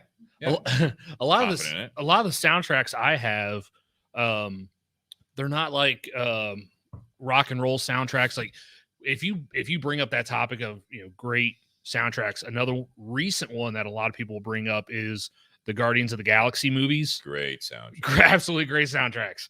But like most of the soundtracks I have tend to be all instrumental except for like one or two key songs. Because that's the composer of the movie, and they didn't have to pay the rights to put them on. That's what I was saying is that you get this like that movie that has a great, like if Dazed and Confused soundtrack was just like composed music, and you'd be pissed. You know what I mean? Like I think you would. I would. I'm not gonna put words in your guys' mouth, but I absolutely would. I think that there are some movies that have great, like Guardians of the Galaxy. They do have basically like two soundtracks. The one that was the awesome mix volume 1 or whatever, and then they had the one that was obviously some great music that was composed behind that. Yeah, where you have other movies that like Star Wars with John Williams. You know what I mean? Like that kind of stuff is that is what you wanted. To have that kind of music, because there's no like pop music on there. There's no like, you know what I mean? But those pivotal moments in the movie, that's what you want to listen to. Yeah.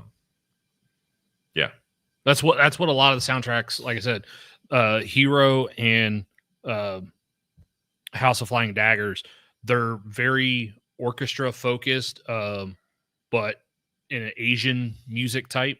It's not American type style of music. Yeah. Hero, like the main artist, like it actually says like here's the soundtrack, but here's the main dude who is a world-renowned violinist. He's the one that like is the focus of the soundtrack. I did not expect that from you. Right? Jess says Rudy. That's good. Ray also says I saw Whitney Houston live. So you're saying I'm slightly embarrassed, and you Whitney Houston live in Birmingham, not Alabama. Outstanding voice. Yeah, she was pretty good. She did all right. So then Sean Anderson's out there. Now, this is where we go to another level here as far as the soundtrack to your life. Sean Anderson, Tennessee whiskey and water. I'm seeing a theme already saying two of them. Whiskey River, It Ain't the Whiskey. This Old Cowboy, Whiskey Fever, Whiskey Honey, Dead, Drunk, and Naked. I'm not familiar with that one. Whiskey Without Women is actually more typical than Whiskey with Women, in my opinion. Jess says Batman and Robin had a great soundtrack. I'm going to say probably not. I will say Batman, Michael Keaton, the original. But again, that's going to be more the... It had Prince on it. That's right. The parade song at the end. Prince on it. Just saying. And it had some great composed music as well. Danny Elfman. But yes. Sean, though, takes it to another level of the soundtrack to your life. And I think that's something that I put it in the description of the show tonight is, do you listen to things based on mood? Do you guys listen to things based on, like, do things bring up? And we talk about, like, with cigars and pipe tobacco and stuff like that, even whiskey, sense, smell, that is your strongest tie to memories, right? That's what is said. Music, I think, has a lot to do with that, too. You hear a song, and it brings you back to a point in your life. To a movie, obviously, with a soundtrack, right? Same type of sentimental effect there is that you guys hear something that's like, oh, that reminds me of middle school. That reminds me of when I was a kid. That reminds me of listening to backseat of, you know, my mom and dad or whatever, driving me to whatever. Reminds me of a girl. Reminds me of a summer where I was sad. It reminds me of back in the summer of '69. Ryan Adams. Did I say Beverly Hills Cop on the feed? Because Jess mentioned Mission Impossible. Dun, dun, dun, dun, dun, dun, dun, dun. Pick up the mic and tell us why Dr. Dre, Shane, the Chronic. Yeah, Shannon said I feel Dr. like Dre, you the should leave Chronic. that back by you guys. Not Yeah, trying to like, heater, what? but this is what the conversation is about. I think the soundtrack of your life, talking about music, I think this is a fun conversation because everyone identifies with it. Sometimes you listen to something because you want to, or something comes on, right? And it reminds you of it. Other times you do the opposite. You come across a song, you're like, I haven't listened to that in a long time. It makes me feel a certain way. Yeah. And making you feel a certain way, talk to us about Dr. Dre, the Chronic, and how it makes you feel, Shannon. When that came out, I was in high school, and that's back when I was always wilding out, and that soundtrack was just the perfect, I don't know, the perfect songs. It was a new era in hip hop at the time. Yeah. It kind of changed the game a little bit for the West Coast hip hop, but West Coast. See West Shannon Side? rolling around in an '85 Honda with the Chronic. 83 Cutlass, brother. 83 Cutlass. All right. Black, blood red interior. Come on. See, real strong memories there. Absolutely. The Chronic. Yeah, so What it was just that takes me about? back to high school, hanging out with all my friends or house parties, you know, drinking on OE and St. Ides malt liquor. Part of that sounds amazing. Other parts sound horrifying. It was everything. It was all that. Full range of emotions. Full range. So, yeah, it just takes me back to high school and hanging out with your buds back then and just not giving a shit about life and just living. You know, Do you listen to that album? every once in a while? I still pull it up on road trips. I'll throw it on. Yeah. Yeah, so it's good. It's good. Yeah, it's good. Look at the one. I don't know if you can see. So my wife brought up one, and she heard it in the car today on her way to work. "California Love" by Tupac. Tupac Shakur. Like I've never. Both of us, my wife and I, we're not really rap fans. We don't really listen to it. But when we're in the car and we're listening to the 90s on 9 on Sirius, Right. there are certain songs that'll come on. Don't care for the genre, but they come on, and all of a sudden you just turn the volume up. Roll the windows down and So light up some Chronic. So all of a sudden you see a Buick Enclave with me and my wife, and all of a sudden Coolio's Gangster Paradise comes on. Like, also a good soundtrack, Dangerous Minds. yes. But yeah, I mean, like, for me, that's one of those songs. Like, I don't listen to rap. All right. Like, you're not going to see me at home just listening to rap music randomly. But yeah, for some reason, when I'm in the car and that song comes on, like, I just have to turn it up. All right, let me throw this. Ray, all right, Ray, I gotta call you out here. I'm not trying to start a holy war here, but your American music scene is a little limited. I can leave that comment at that. During the 80s, it was even worse. I politely disagree. I feel as though it may have influenced the world, and it also was delayed in release to the world. I think that Ray, I want you to actually, before I comment on that, I'm going to take the comment off the screen. I want to see what you mean by that, because I feel like I misread that. So the topic actually reminds Michael me Jackson. My senior year of high school, in my government and economics class, part of our final. So at that point, everyone in my class, we were born in the 80s, lived during the 80s, the 90s, and then the very beginning of the 2000s. And part of our final project, we had to come up with songs. So there was going to be 10 songs total. You had to create your own soundtrack.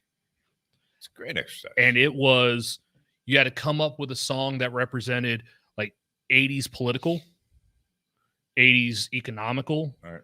80s social, and the same thing for the 90s, and then the same thing for the 2000s. What do you got? And then you had to come up with a song that you felt represented your generation. The songs didn't have to necessarily be from those decades, but you had to come up with a song that you felt represented each one of those aspects. Well, because you have a ridiculous memory retention, what do you have? What you put down on this project? I can remember a few. I know I had a Kiss song on there. For which? Rock and Roll All Night. No, but which was the category? I believe that one was 80s social. Okay. Like 90s economical. I think I had Stairway to Heaven, or that may have been 80s. I know the controversial one that I had was the song I felt represented my generation, AC/DC, Highway to Hell. I just feel like that's a negative outlook on your generation. Hey, my teacher actually liked that soundtrack much better than most of the other students. That's fair. Yeah. Yeah, it was a cool project because not only were there obviously there were some songs that were carried over between students, but what was also really interesting about that project was each student in the class had a different viewpoint of how they felt things were during the time that they had been alive. During the 80s, the 90s, and then, like I said, I graduated in 2002, so just, the first couple years of the 2000s. Yeah. We all lived in the same area because we all went to the same school district. We all had the same classes, but yet we all had different viewpoints on those same subjects. And because of that, we all had different songs picked out for that. And part of that also was because our different tastes in music. Yeah. Like someone who likes country music is going to try and find country songs that they feel represent each one of those categories. Someone who's more of a rock person is going to find rock songs that they feel. There wasn't a whole lot of branching out. They were still staying within what they liked because that's what they were familiar with. Which is how it works, right? Yeah. I mean, but there was some branching out. Like, I don't really know a song that represents this too well. And a lot of that would start by, well, let me look up songs from that time period. Because music is a great way for people to talk about what's going on in the world. Social/political in that category would be We Didn't Start the Fire by Billy Joel. I gotta say that's going to be all encompassing. I don't think anyone can disagree with that. You're laughing, Shannon. I think that you're not laughing because I'm on target there. It's not a good. It's not what? Not a good song? Not a great song. It's good. I think it's accurate and pointed.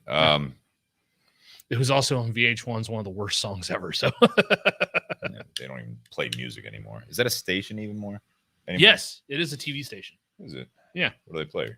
I have no idea. I don't watch exactly.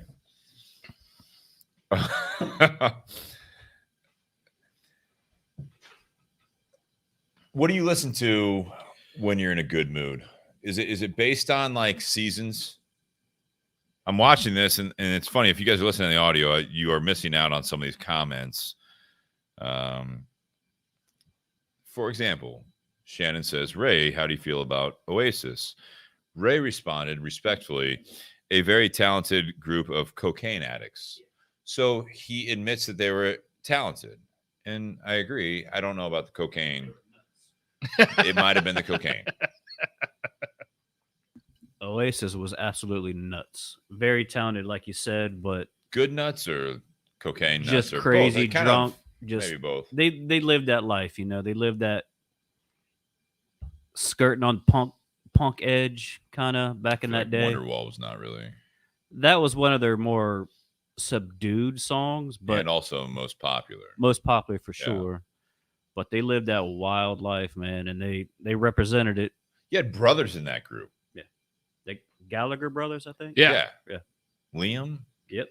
Noah. Liam and Noel.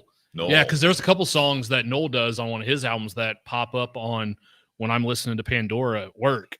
There's a few of his songs. Noel Gallagher and the High Flying Birds. That's the name of the band.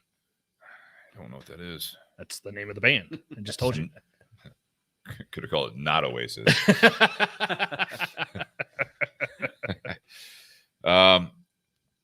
Yeah, Wonderwall was the most famous. I agree, Ray. Remember, a little delay for them. So no, I know. It's just cool to see that. But no, do you guys listen to, like, is it certain times of the year? Obviously, like we talk about, like I mentioned, like Christmas music. It used to be December when you start playing it. Then it was like, all right, you're playing it before Thanksgiving. And then now there's like a station that plays it, you know, and wherever you're at locally, if you're in the US, mid-October. Well, 93.3 here in Columbus, they started playing Christmas music November 1st. Yeah, well, I'm not okay with that. No, me Absolutely neither. not. All right. Go ahead. No. Avi? No, well, If you're you want Jewish. I was gonna say it. You're not on the mic. You're but you can appreciate good Christmas music as a Jewish person. Yeah. See, I was one of those that for like most of the time when it comes to Christmas, like I used to not turn on the Christmas station until like at least the week before Christmas. I agree with that. And the reason is it's a hard stance.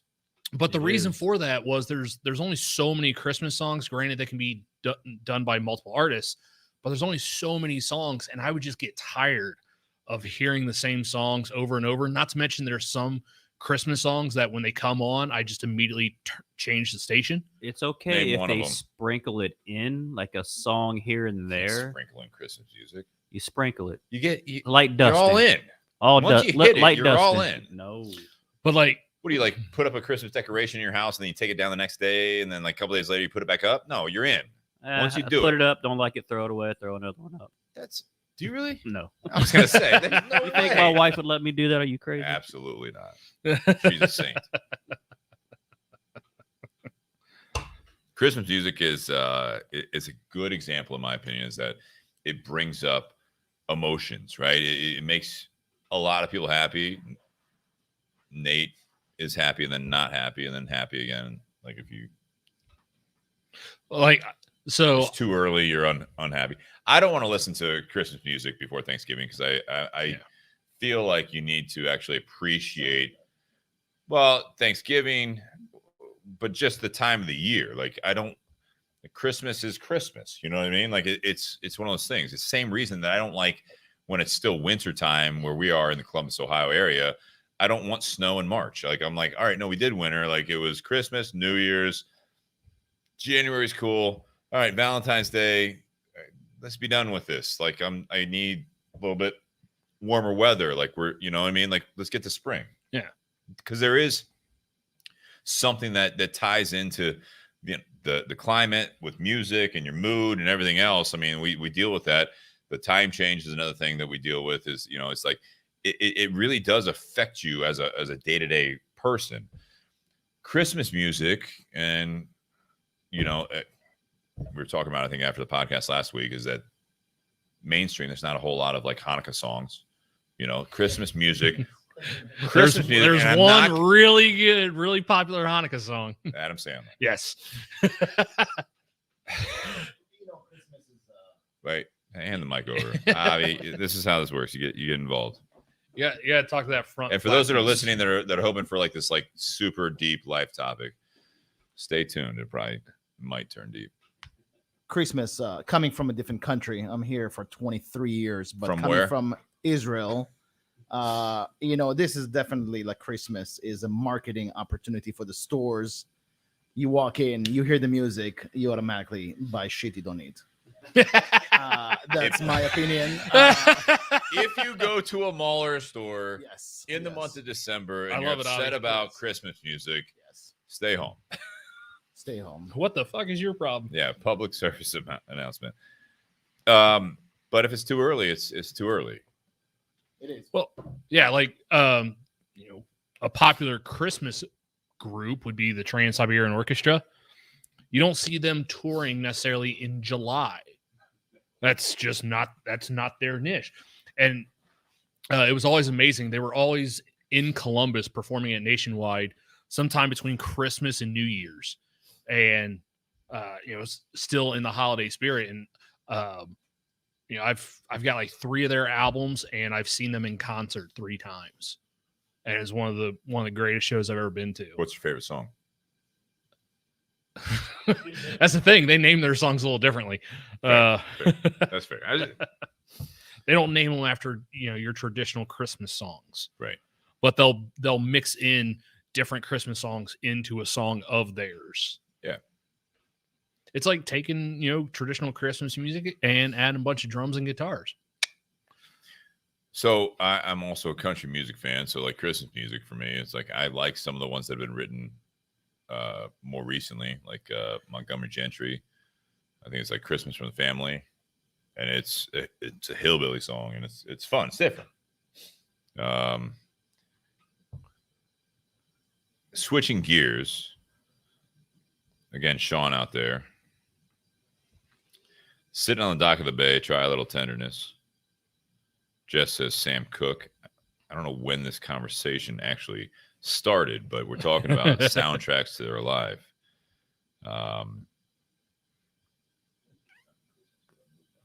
Ray says by Michael Bolton. I don't think that's right. Sean says I'd rather go blind. He's talking about some of that stuff. I will tie that into Christmas. I love, even before that era, like big Frank Sinatra fan. Oh, yeah. Sinatra Christmas. Any of the Rat Pack doing Christmas stuff. Yeah, it's tough to beat that.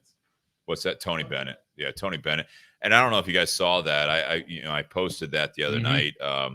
Tony Bennett just did a really interesting. And I love this about music. And we talk about music on this topic here. And again, this is different than our part 2 a lot of times. But this is a kind of a fun escape from the really dialing into what's going on in the world. But there was a cool thing. I don't know if you guys saw it. If you guys, you can YouTube it maybe, but I know on like YouTube TV, or if you have like streaming, like if you have like a cable service or whatever that has an on-demand thing, it's not the first time they've collaborated, but Tony Bennett and Lady Gaga. And I saw Tony Bennett back in 2000.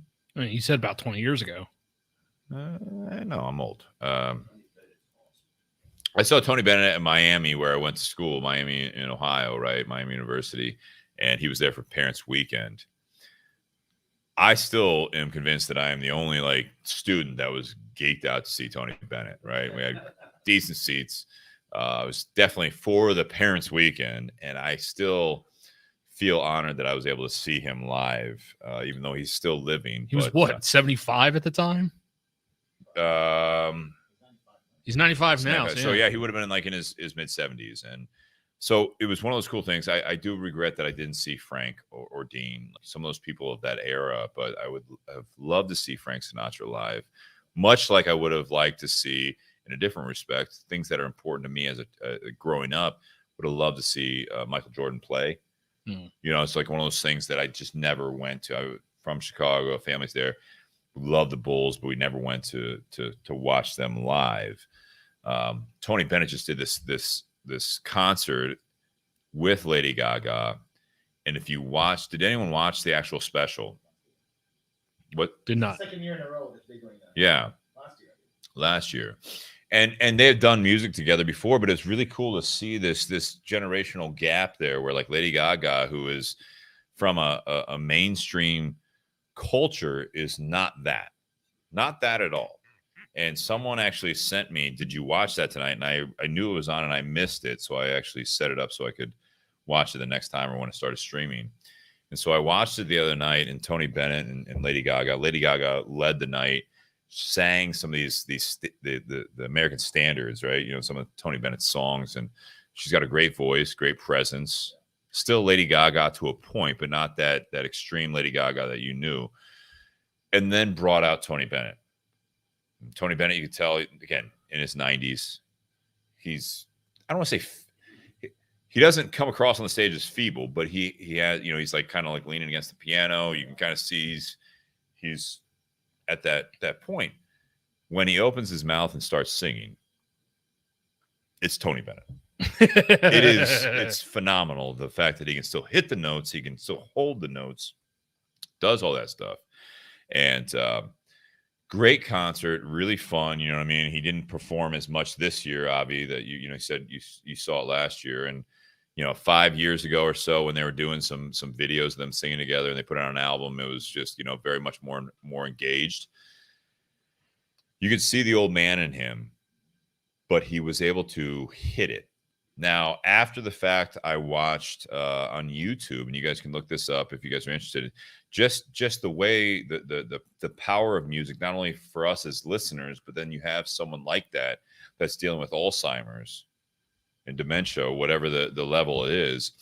I did watch. It was on 60 Minutes. It was like 9 to 10 minutes with Anderson Cooper, and he was able to go out and talk to Lady Gaga and Tony Bennett and Tony Bennett's wife and do all this stuff. And it was very interesting as they were prepping for it. And then after the fact, and the fact that he was himself when he was performing these songs, when he was practicing these songs. And spoiler alert, it's still worth the watch, is that Anderson Cooper interviewed him after the performance, and Tony Bennett didn't remember any of it. He doesn't recall any of it. But you watch the performance and you watch that and you're like, dude, this guy lit up. He's sharp. He's hitting everything. He's singing. He's holding these notes. It's just like super powerful. And just the power of that music for him as a performer, it was like riding a bike. It's who he is. It's who he is. It's practically in his DNA at this point. And I think that's something that is also, it holds true to people that listen to the music. You know what I mean? Like it hits something in your brain. You know what I mean? I'm not going to say there's any science behind it at all, but it's like we talk about like scent and memory. Music, it's the same thing. It's powerful enough that it'll trigger something, no matter how old you are, whatever, but it'll bring up memories. It'll hit your emotions. It'll hit all that stuff. And even if you don't listen to that type of music, if you sit there with an open mind, you will be able to feel that if the performer is able to convey it. And it was cool. Like, again, Tony Bennett, Lady Gaga, just recently, they just did a recent performance, and it was probably, well, confidently, likely it's his last performance. Yeah. Huge. See, my mom's kind of the opposite of that. My mom, she went to school in the 70s. Her high school dance theme was Stairway to Heaven. But after my mom went through cancer treatments, she doesn't remember any of that music. Wow. I mean, so even though it was the theme song when she was, her high school dance, and, Led Zeppelin in the late 60s, early 70s, when she was a teenager, was one of the biggest bands out there. She can't remember any of that music from those days. Really? Yeah. And this is how it starts. Go ahead, Avi. Oh, Shannon. No, I thought Avi was going to sing. If anyone wants to sing out there, we'll get you on live on here tonight. So at my father's funeral this past year, his favorite song was by Patsy Cline, called Walking After Midnight. And we played that during the service, man. It was just, you could feel the presence in the room. It just brought back some memories for everybody there, the family. And like you said, songs are just powerful. They touch parts of your brain and your heart that you just can't put a finger on. It just, you could be riding down the road, or you could be walking through a mall and hear a song, and it'll stop you in your tracks and take you to a place that you might have forgot about. And for that moment in time at that service, that song came on. It just made you think about who he was and what he was about, and it just encompassed who he was. Just simple man, loved, powerful, strong, but he was soft at the heart too. So I don't know, that songs are just a powerful tool for everybody. No, 100%. Let's scale it back a little bit. Like, is there, well, we're talking about music here. Got Elvis. Tiger King. Tiger Man, not Tiger King. Never watched Tiger Man and the King. Yeah. So Elvis, do you guys have an Elvis memory? Like, do you have anything? I got, so growing up, it was something that there was one record in the collection. It was Elvis Golden Hits, Golden Records, or whatever. And it was one of the records that was in the console cabinet that my mom still has that I think I might claim in the. She doesn't listen anymore. She probably like, just take it now. I'm like, no. Like, it needs to be in the living room right now. But it's one of those things that it's like we had that, and there was a Frank album, there's an Elvis album, there's like it was Bing Crosby Christmas. There was great album. It wasn't John Williams. I'm trying to remember who it was, but and we had obviously the 45 of the Super Bowl Shuffle, 85 Bears. Great hit. If you guys haven't heard that. It stars Walter Payton, Jim McMahon. How's it go? I haven't heard that song in a long time. We'll have to just post that. I'll post that. I'll post that on the community page. But Elvis, that was one of those things that I didn't know who Elvis was, and it was something that I still remember, and I probably will till the day I die. Hopefully, is that there was an Elvis record in that collection. Very cool. But do you guys have any like music you listen to? Obviously, Christmas. You have Christmas favorites, but it's like, so let's go forward. Like, yes, your father's funeral. I have some songs that remind me of my dad. I have some songs that remind me of certain things. But do you guys find yourselves having like certain times of the year or certain emotions? But let's start with certain times of the year. Like when it starts getting warmer, do you have like songs you listen to? Do you listen to Bob Marley in January? Right. But it gets warmer. Windows are down. Bob Marley comes on. You might turn it up a little bit, right? Yeah. Do you guys have any of those types of songs that have carried through? I know for me in the summer, if I'm sitting outside on my patio having a cigar and a drink, I like listening to the soundtrack to the Thomas Crown Affair. The remake with Pierce Brosnan. I will put that soundtrack on and listen to that while I'm sitting outside. Why? I'm not familiar with. I've seen the movie. I don't know. I just love the music. Like the first 4 songs are like actual whole songs, and then the rest of the album is just like the music that you hear in the background of the song. What does it make you feel? Like why do you listen to it? It's just peaceful. So like there are songs that are playing in the movie when they're flying in a glider, but then there are songs like when they're sitting beachside with a fire. But then like in the beginning of the movie when there's that first heist, you have Centerman by Nina Simone, and so that entire song is on the soundtrack, and that's one of the first 4 songs on that soundtrack. Because that was early on in the movie. So like early on that soundtrack, it's like whole songs. And then after that just gets into more some of the background music. Okay. And so there are times where I'll just be like, I'll listen to the first 4 songs and then just restart them. Okay. Just because it puts you in the mood. Ray Chester says getting jiggy with it. Getting jiggy. Na. Getting jiggy with it. Will Smith. He says windows down, volume up, baby.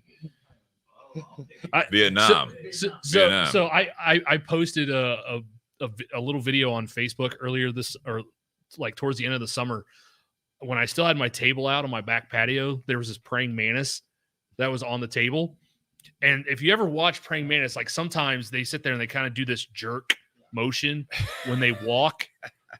Like they keep rocking back and forth as they walk. And so I took a video of it and put Getting Jiggy With It to the soundtrack of that. Nice. And I posted it. And then I was having people that were laughing. And then I had one friend who's like, stop it. That's a dad joke. Quit. I'll piggyback off of Ray. Will Smith's Summertime. That's a classic for when it gets warm out. Just the vibe is right. The lyrics are right. Just getting ready for summer. Yeah. Yeah. Oh, for sure.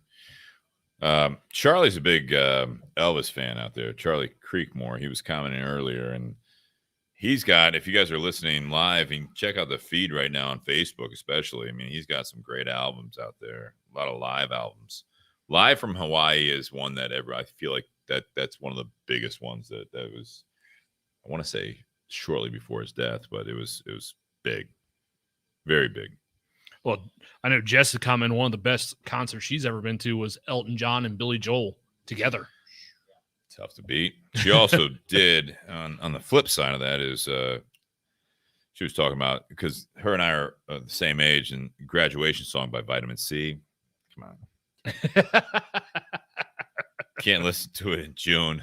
I think you're holding on to high school days there, Jess. Time of Your Life by Green Day. Absolutely. Every graduation. That was something that was played. Mixtape. Like, you know, we all gathered in the, so I graduated high school in 98, and it was like one of those things like, oh, graduate, like you're in the auditorium, and like some of the kids like put together a slideshow. Yep. Which I don't think it was any of those pictures. Not that I'm bitter about it, but it's like I just wasn't popular in high school. But as soon as they started it, it was like that guitar riff. I'm like, even at that age, I didn't say son of a bitch, but like in my mind, damn you, son of a bitch. Like, again, god damn, I've been hearing this all year. There's not a person on this earth that hasn't listened to Phil Collins in the Air Tonight and not done that drum solo. That song is crazy. That's a big one. I actually saw him in concert on his first farewell tour. You know, that reminds me of it. This is how music works. Is that, you know, that scene from Poltergeist? Yeah. Not that movie, but when in Family Guy they reenact Poltergeist and Stewie is in the TV and he has that echoing thing and he's like, oh my god, and then he starts doing the Phil Collins song.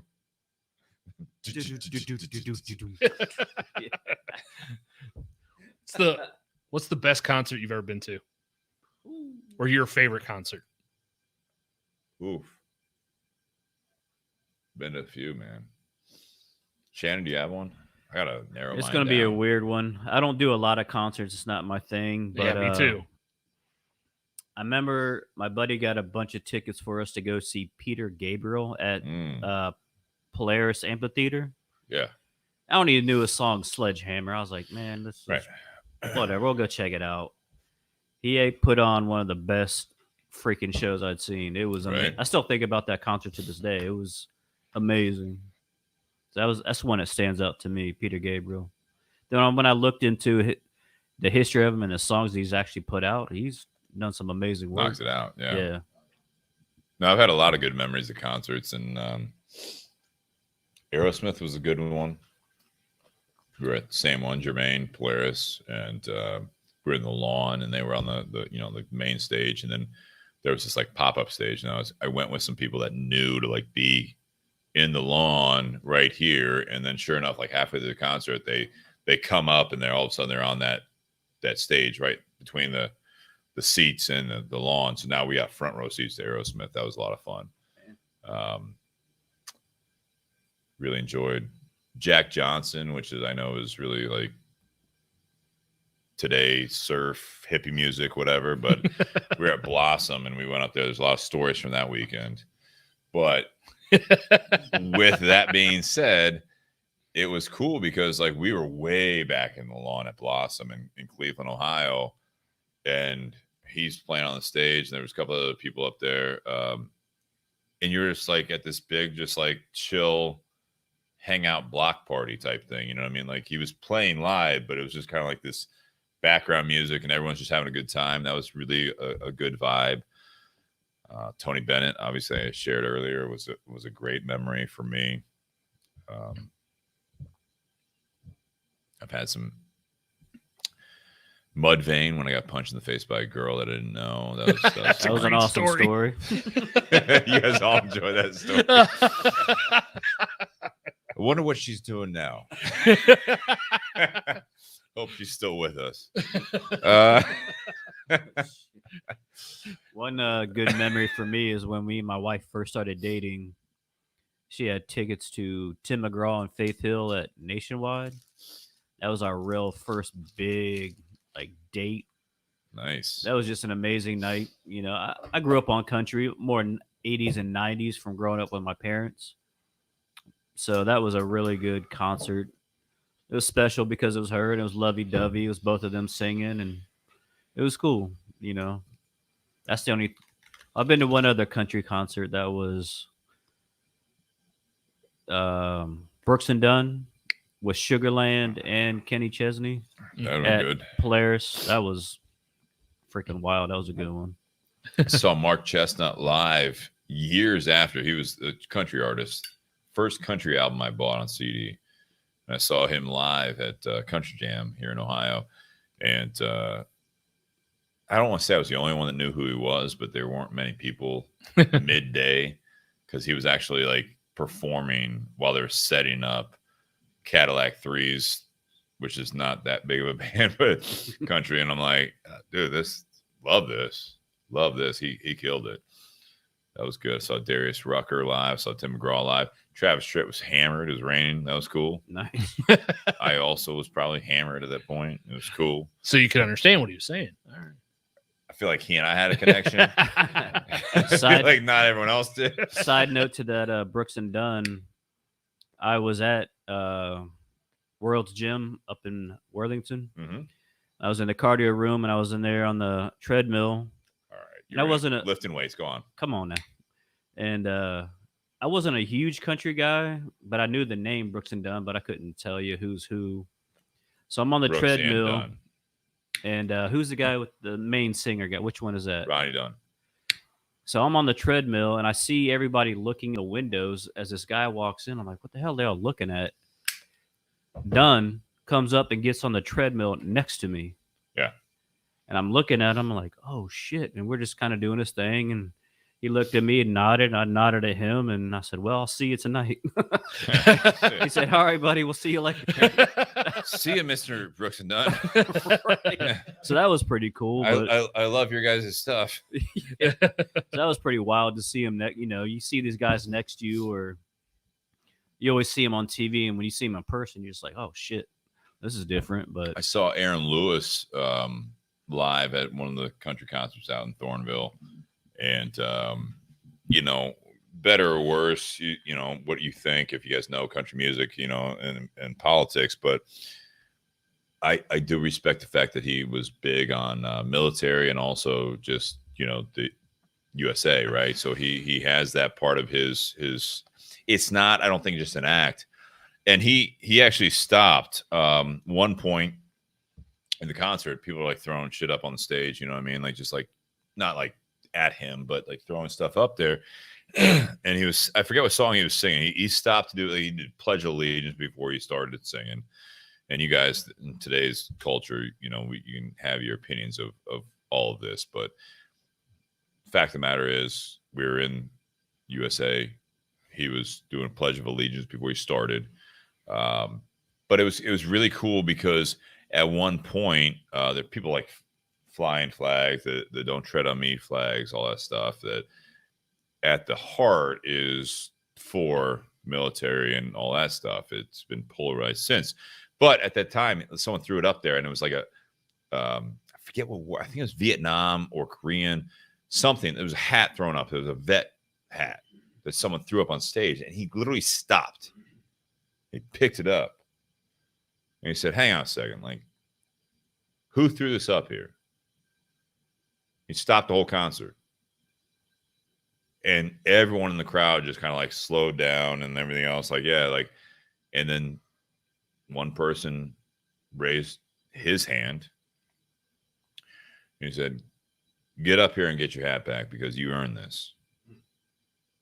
And I that was a very impactful moment, just because it's like you have an artist that could just keep going and hit, performing the hits and all that stuff, but just stop to the point. It's like, do not throw this hat. He can probably get another hat, but it's like, for him, it was like, no, you earned this hat. I want to. And then he asked him what his name was and all that stuff in front of the crowd. Just completely stopped the concert for that.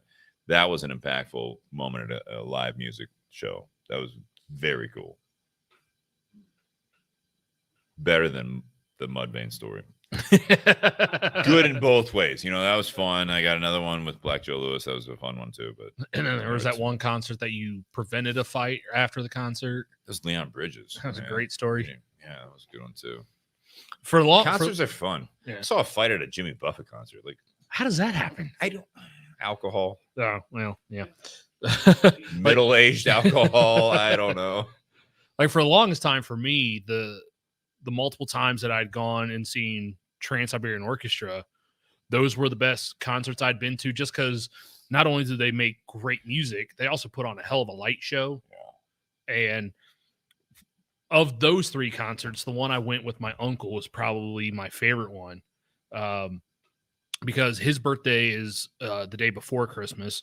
Mine's a week later, and that was kind of my birthday present to the 2 of us was to go to that concert. And by the time I decided to actually get tickets, it was very difficult to try and find tickets somewhat close to the stage in Nationwide. And then I remember it's like, oh shit, my uncle's handicapped. I need to search for handicap seating. You shouldn't say it with a smile, by the way. For those listening to audio, Nate just said that with a smile.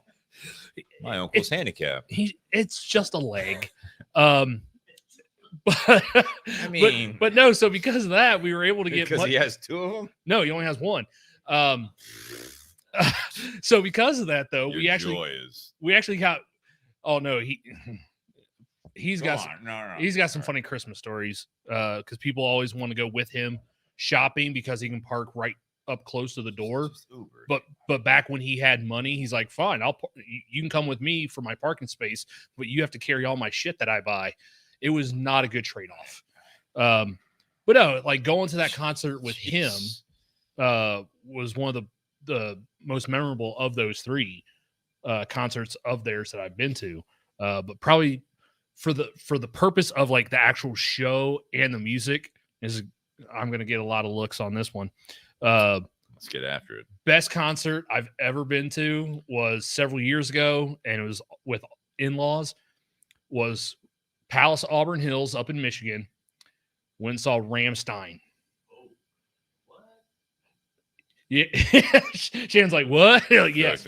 I saw Rammstein in concert, which is amazing considering the fact that there was about a 10-15 year period where they were banned from performing in the United States. Yeah. So what happened? What, at the show? Or yeah, it was just a great show. Oh, all right. I mean, the music, the fire, the fireworks. I mean, because yeah, there you go. I had your mic on for that.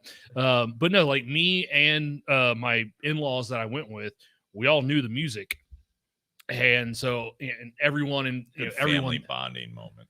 I like that. Who was in the mosh pit more? Oh no, we weren't on the floor level, but we got mother-in-law. We actually got upgraded to where we were the first row of seats. Hold my purse, I'm going in. It was not my mother-in-law. It was my father-in-law, my brother-in-law, and then one of Jesse's cousins. This does sound like the Mudvayne concert I was at.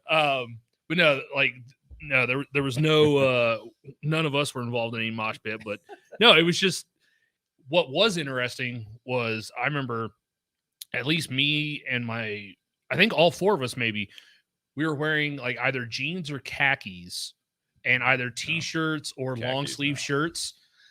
Most of the people that were coming through the doors, like narcs. You a knock?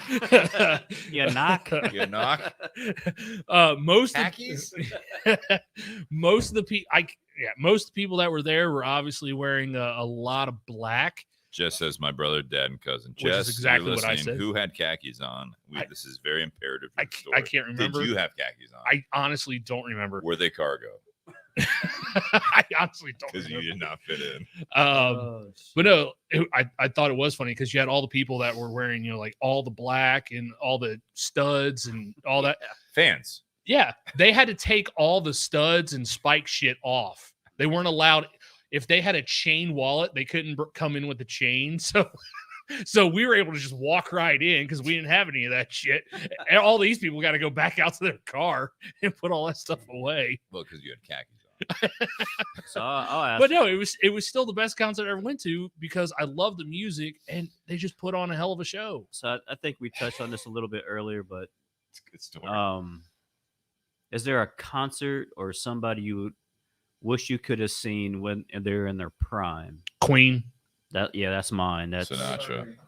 Queen is top, dude. That just from watching the movie came out and some of the videos, the concerts were just. I'm Rat Pack. Yeah, 61. Yeah, like that famous one at the Sands before Kennedy was elected, and just I would love to be a part of that. I also would have loved to see either Led Zeppelin or Pink Floyd. Like to be in concert or be at a concert after The Wall came out, I would have loved to have seen that. I saw let's take it down a notch. For those of you who don't know, I was in Cincy, and I went with some college buddies because I was the one that introduced them to the Bacon Brothers. Oh, yeah. Is anyone familiar with the Bacon Brothers? Yes. No, sir. So it's a set of brothers. One of them's really famous. One of them is named Kevin Bacon. I know a guy. So Kevin Bacon is an actor, and we went to this, and they had a couple albums, and it was kind of funny because Kevin Bacon and his brother, I forget the brother's name, as everyone does, but the Bacon Brothers, it was like they were like acoustic, you know, they're fun or whatever, but they had some fun songs, and so Kevin Bacon's up there, and he's telling a story, and I still remember to a point the story where he's talking to someone and they were like, I really like this music. And he's like, yeah, you know, who sings it? He's like, yeah, the Bacon Brothers. Yeah, I like this. This is Kevin Bacon telling a story, and I'm probably going to butcher this, and no one can back it up, so I don't care. And he's like, you know who one of the Bacon Brothers is? Kevin Bacon. It's Kevin Bacon telling a story. He's like, and this guy looked at me right in the face and he says, I hate Kevin Bacon. I still remember that story. It's so trivial, but it's like those are the memories from this. Like we went to, I think it was Bogart's in Cincinnati. It's like this like kind of Newport and Columbus. You guys all, wherever you're at, you always have these like really dark, you know, like concert, smaller venues. And that was one of the ones we were at. And it was just, still remember that. But I got to see Kevin Bacon in concert, and it was really cool. Did you ever get to see an artist before they blew up? When they were still coming up, and then I have not personally, but the first cigar shop I worked at, one of the guys there used to be involved in the music industry, and I remember him saying back in the 70s he had gone down to Cincinnati and was at this small hole in the wall bar. And this guy gets up on stage and starts singing, and he's sitting at the piano, and like no one knew who the hell he was. And he just starts doing songs. And then very shortly after that, that artist had a hit single of one of the same songs he performed that night in the bar. What is it? Piano Man. Shut up. Billy Joel. Shit. I'm like, are you fucking kidding me? I never had any of those. I can't. I had some, you know, I remember like at Miami, was it OAR was big on the college circuit in the early 2000s. They had a couple hits. They never made it super big. And I remember saying to like one of my friends, and she's like, this, like, they're going to be huge. And I was like, that lead singer does not have the voice to be like the best, you know what I mean? And sure enough, they never made it huge, but they were good, and I love it. I saw a couple of people down there in college circuit, like Howie Day, that he had a couple of hits, but it was never made it huge. But it was cool to like, I bought the EP at the concert, and that happened. Black Joe Lewis I saw, and he was big enough, but never made like huge. John Butler Trio. I love John Butler. And I remember when we saw him at Promo West Express, whatever it was, and it was cool. I love buying the opening acts to some of those shows. But like John Butler Trio was like the main act, G Love and the Special Sauce. If you know who that is, like they were like the mid act, and they had already opened. Saw Ben Harper when he was getting bigger. Jack Johnson, like I said, like he was someone that opened for Ben Harper because Ben Harper liked Jack Johnson. It's cool to see those types of things. I never got in on the like ground level on some of those things, but you saw them when they're mid level. I did. Yeah. I saw mid level. John Butler when, you know, we were at what's now Express Live in Columbus, Ohio, which is a smaller outdoor venue, and it was one of those things. You saw who opened. I think Priscilla.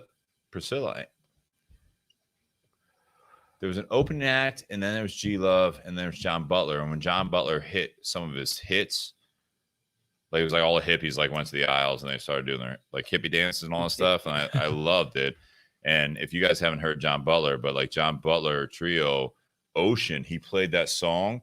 And he has an 8-minute version, and he has like a 15-minute version. You've played that and it's amazing. Yes, he's played at Lollapalooza and all that stuff, but it was like really cool to see that stuff. Ben Harper was really cool to see because not everyone. I've seen him everywhere from here in Columbus. I went down to OU one time and I saw him perform in their little amphitheater, like it was like the student center or whatever it was, and seeing him perform with the Relentless Seven. And that experience at OU was phenomenal because it was so fun to see him play with this band. And then where I'm up there on the small upper balcony, it's a very small venue. And then all of a sudden he was able to like flip the microphone out, and then he like puts a foot up on the feedback speaker, you know what I mean? Mm. And it's silent, and he's just singing with no mic, and you hear it the whole place. Damn. It was just like this super impactful moment where it's just like that music hits you, you know, it's like really big. And I've seen him also when I was at Express, and I saw Ben Harper after that. And it's all personal stories, right? And I'm smoking a cigar, and this is a funny one, right? I'm smoking a cigar. We're in the front area of Express Live now, right?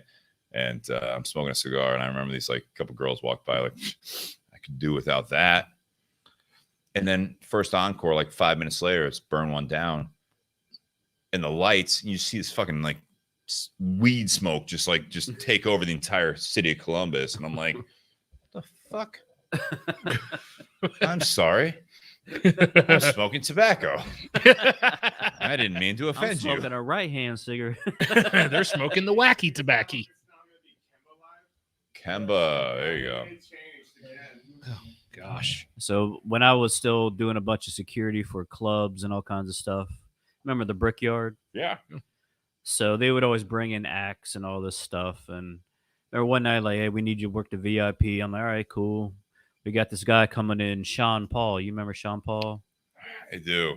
Yeah, so he was just up and coming. Like, we got this big act coming in. He's up and coming. I'm like, all right, cool.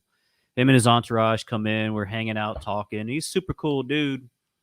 Comes out and does his show, and then we're hanging out afterwards. He's like, yeah, I'm about to blow up. I'm like, yeah, whatever, buddy. Right? Good luck, you know.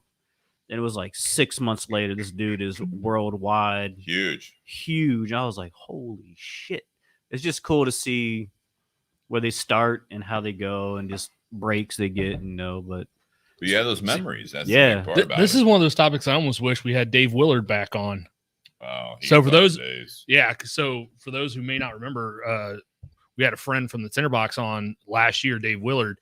He's got his own company that sets up staging equipment, and so he brought just the badges of backstage passes for like 1 year.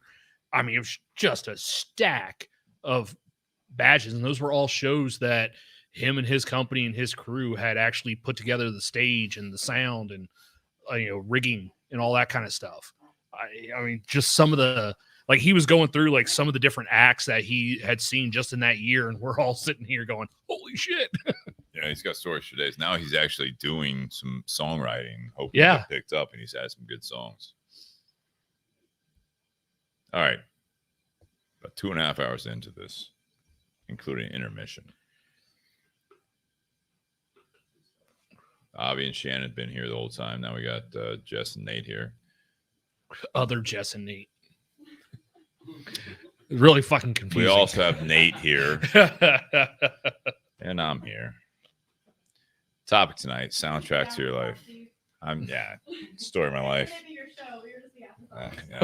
Thank you for coming, Jess. Just I'm afterthought.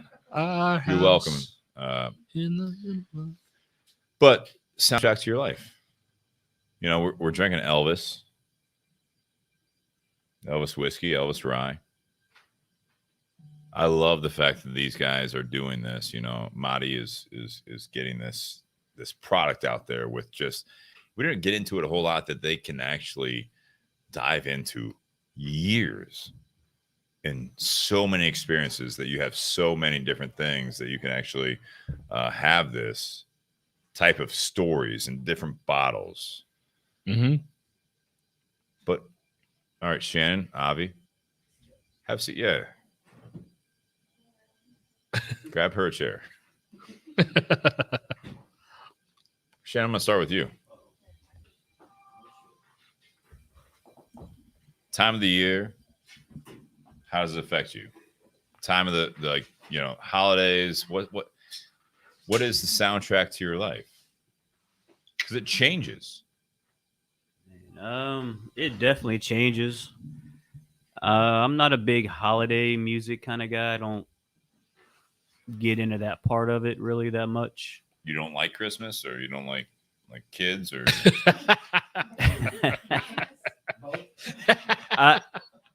I will admit I'm not the hugest Christmas guy. I'm not. okay. I've never been. No, you don't cheers that, Avi. He pounded it because he's Jewish, but like, come on. I don't know. I've just never. What do you listen to in December? Kid Rock or like? Ooh. Honestly, I'm Early very Kid eclectic Rock. with music. I love all types of music, but I'm more of a kind of a laid back electronic lounge kind of vibe. You know, Okay. that's my kind of music. I love it. That's fair. Yeah, just more chill and background, like you're sitting by the pool, shit in the background kind of stuff. That's Okay. I So- listen to that year round. Okay. Yeah. I have been getting into more 70s rock. It's fair. I have been getting into that more. I've been listening to it more and kind of feeling the more vibes of that. So you're getting old. Yeah, definitely. I'm always down for a good 90s, early 2000s hip hop. That's what I grew up on high school wise. On Hulu, there's a boy band Christmas special if you want to check that out. I will X that out. Thank you. All right. Just giving suggestions. You I don't have to tell us. We know you watched like New Kids on the Block, Steve. it. I wasn't an big NKOTB fan. Joey was on there. I was watching it last night. You know, I was a big Boys to Men fan. Oh, there you go. You know, Wanya and Sean were on there. Go ahead. But if I had to break it down, if I'm going on a car ride and I want some music to tune, like listen to and get me down the road, I am a R&B hip hop guy.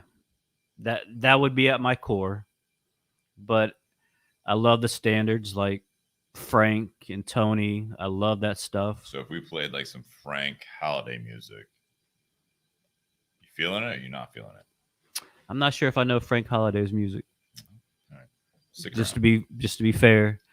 And I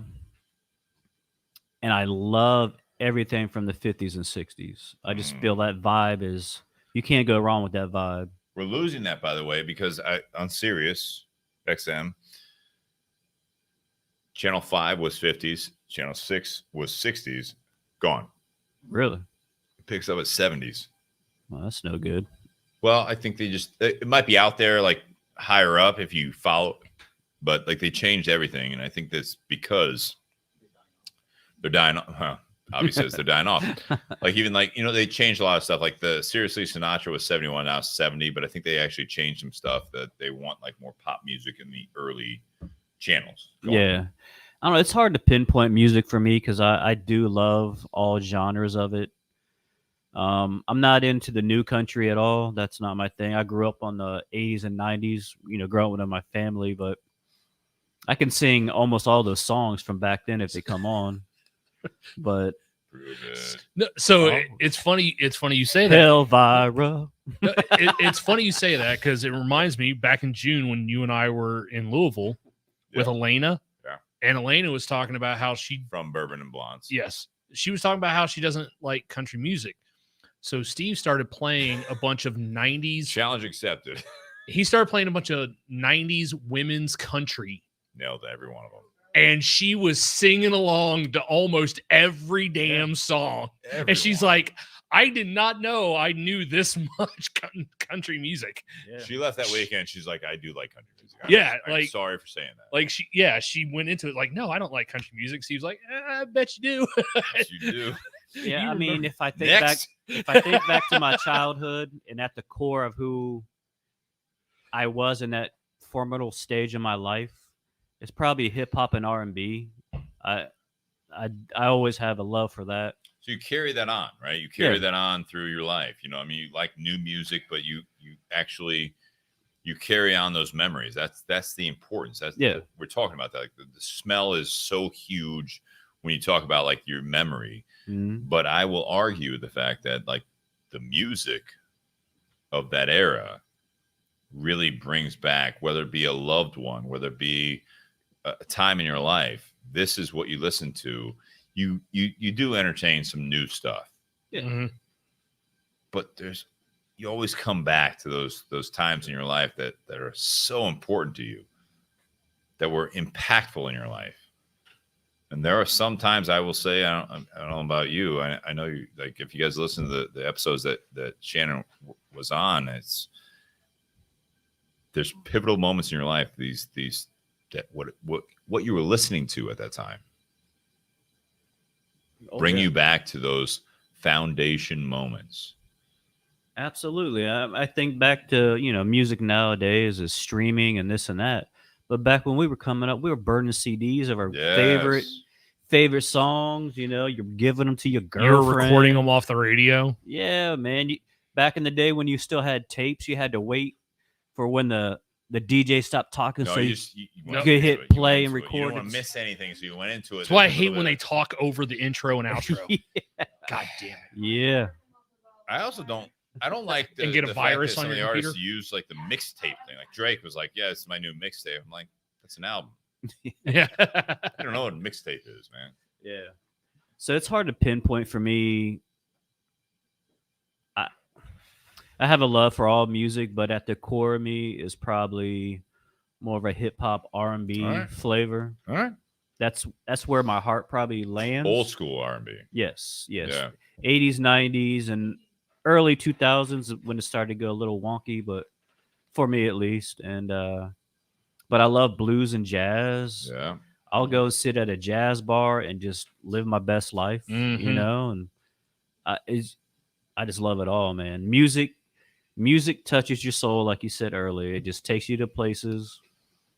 And we've all experienced different genres of music, and we've all had an experience with something here and there, from a concert to a movie to being with your girl or whoever your loved one is. And it's fun to be transported back in time every once in a while. 100%.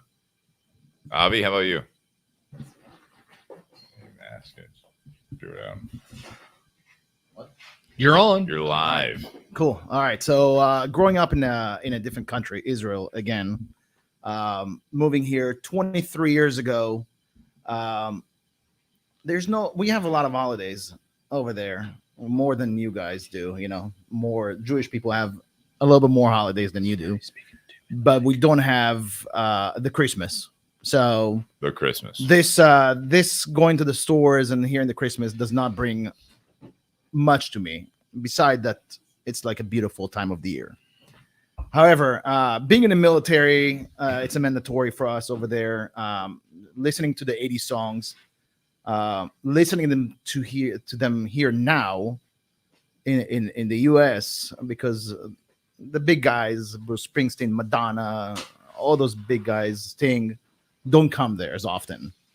Going to those guys now bring a lot of memories of back then when I was in Israel with my family, with military friends and stuff. So definitely the music brings those memories.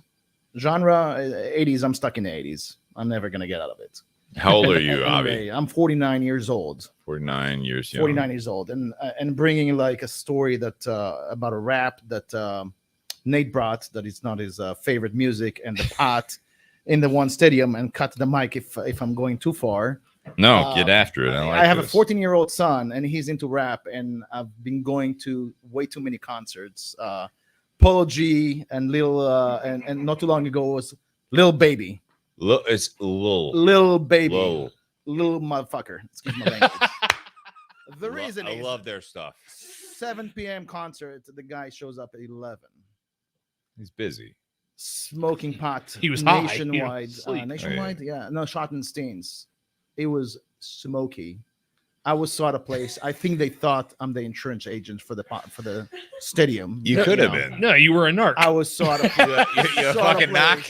It was kind of scary, but it was That's how I fun felt around son. to see my son and stuff. So yeah, music definitely brings some memories and stuff from back in my country and family stuff.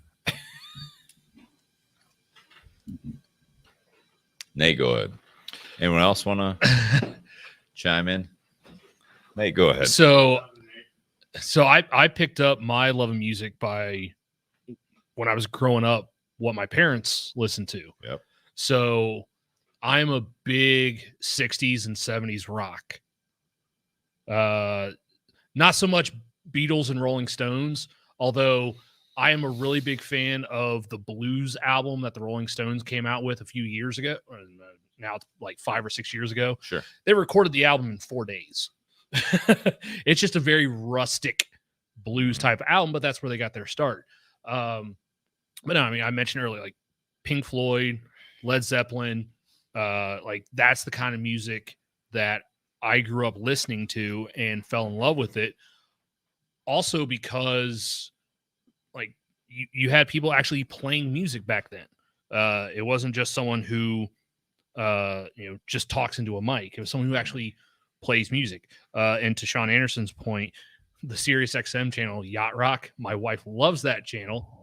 It's not a bad channel when it's on, but it's only on like during the summer. You're into it though. I do like it. It's easy Big listening. Michael McDonald fan. No, not a big Michael McDonald fan.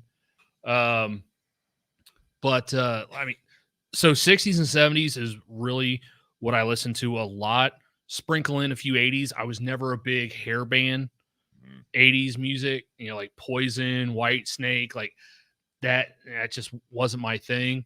But then, like I said earlier, there are times where I'll be listening in the car to 90s, and you may have some of the rock groups of the 90s like Green Day, Metallica, stuff like that, and then all of a sudden you throw in like Coolio, Reel to Reel, Tag Team, and it's like fucking crank that.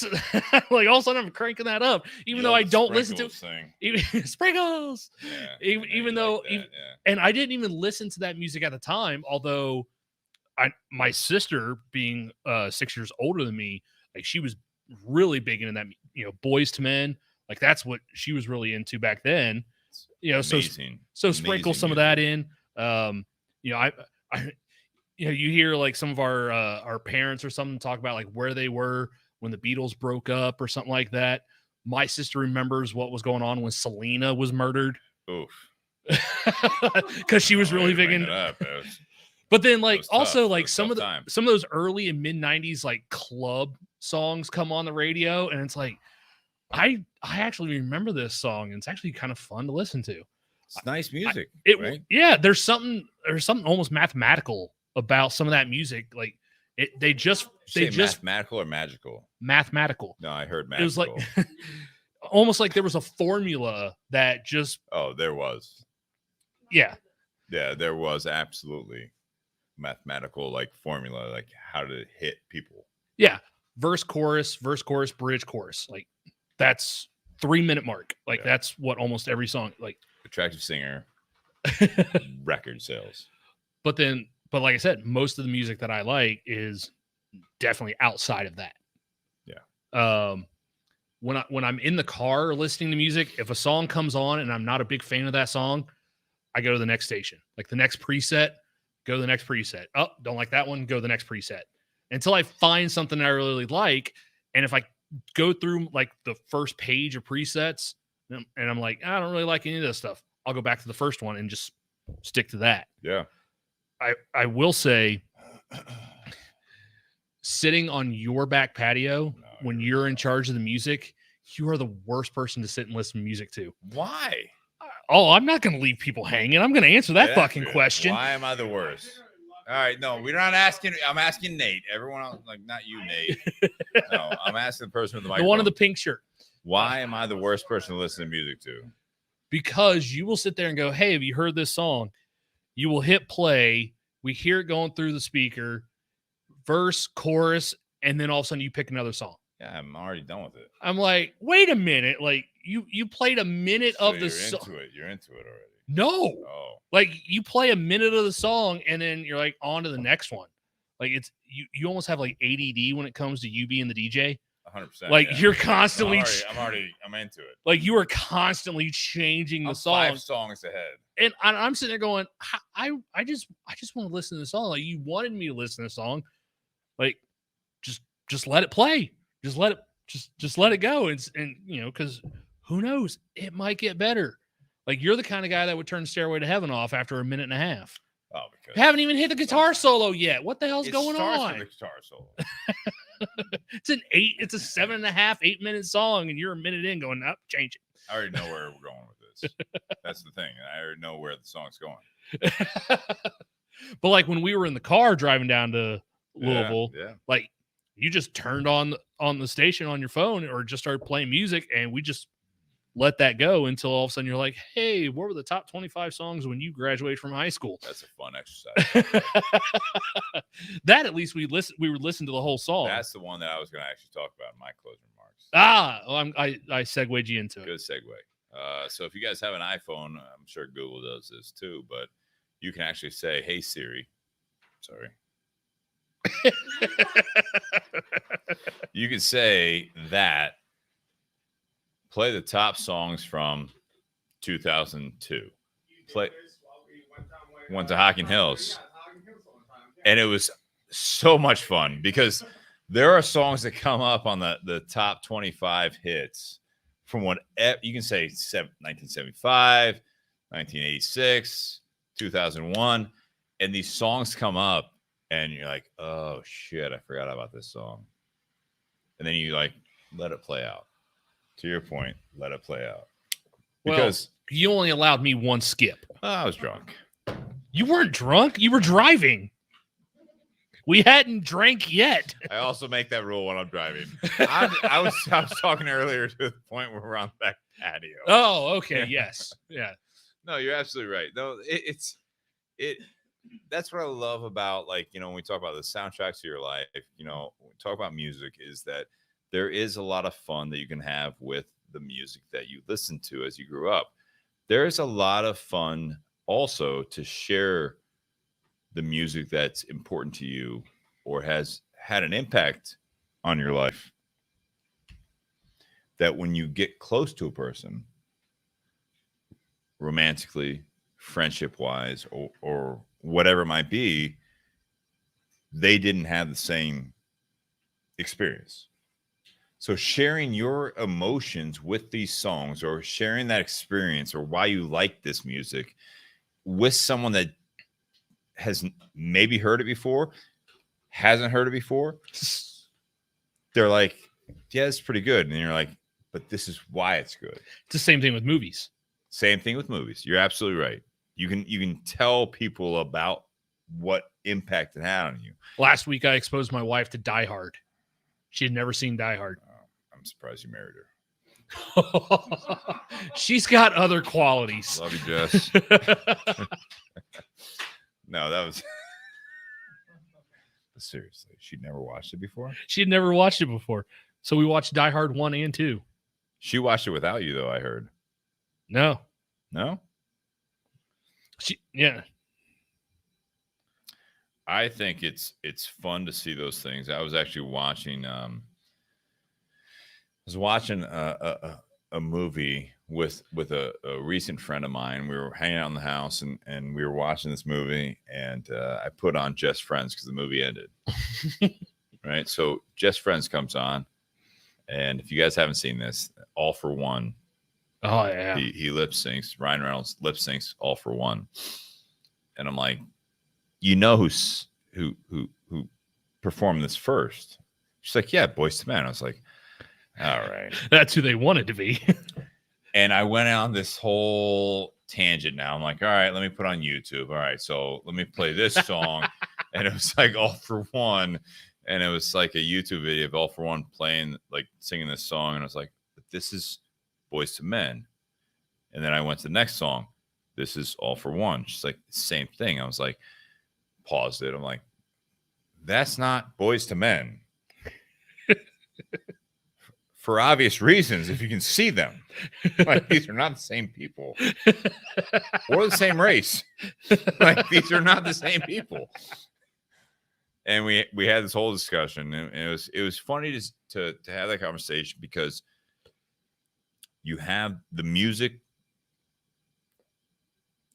really is transparent when you talk about the music, and people identify with that. But with what you're saying there is it's fun, because you can actually have someone experience, in a sense, what you experienced if you express your emotions, if you communicate. And music is so impactful in your life that it doesn't matter if it's something that you went to a concert with, like Shannon was asking, like, what was the concert that really impacted you, that surprised you? But I remember riding in the car growing up, and in Columbus, I was in the back seat listening to Sunny 95, and it was like 40s and 50s and 60s music, you know what I mean? And I grew up with oldies. That's what we called it. No one calls anything oldies anymore that I know of. I'm sure some people now do. Oldies refers to the 80s. Yeah. But I do love that moment that when I asked, and no one else does that, I asked Shannon that, and it was interesting, because when I listen to music, depending on what time of the year it is, I do actually enjoy certain types of music, not just Christmas music. I do enjoy that, because I enjoy certain types of Christmas music. I don't like all of it. When I get to the springtime and summer, I have playlists that come back, and it's summer music. When I come to the fall, it's not necessarily sad music, but it's singer-songwriter music that comes back. And Nate, you and I have been friends enough that I'm sorry that late night you've heard a lot of this, but it's one of those things that I like, the emotion that goes into the seasons, and there are songs that I bring up, YouTube videos that really frame a lot of my emotions in that, because I identify with it, and I also look forward to the next season. That I've learned a lot.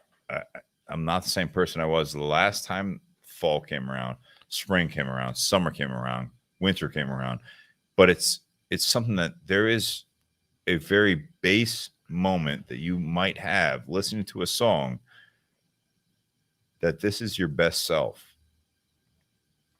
And you allow yourself to have emotion with that music that no other new songs will introduce that emotion. It's very impactful. And I have had experience when I've introduced music, no matter what the season is, that someone that has not heard that I've enjoyed that impact of that person, where you look at them while they're listening to that music, that song, that artist they've never heard of. And when they react in this genuine, open sense to it, because it is that impactful, that you can't duplicate unless you share something that's important to you. Well, you're also one of those guys that when we've sat on the back patio, even if it wasn't after a podcast night, you would pick a song because of what you were going through at that time. That's right. And like, you would actually intentionally pick a song, and you would tell me why you're picking that song. You would play it, and it would cause me to listen to that music, not because of the song or the music itself, but it would cause me to listen to it so that way I had a better understanding of its impact on you and what you were going through It's a form of communication. without either one of us saying a goddamn word. Yeah. So my closing remarks is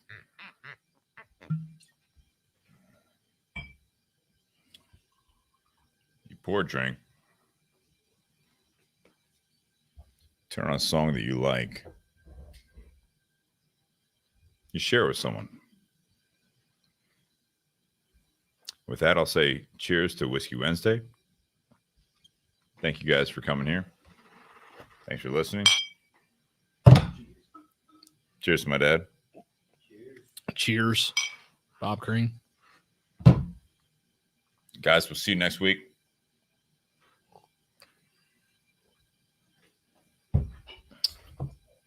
Enjoy the holiday season.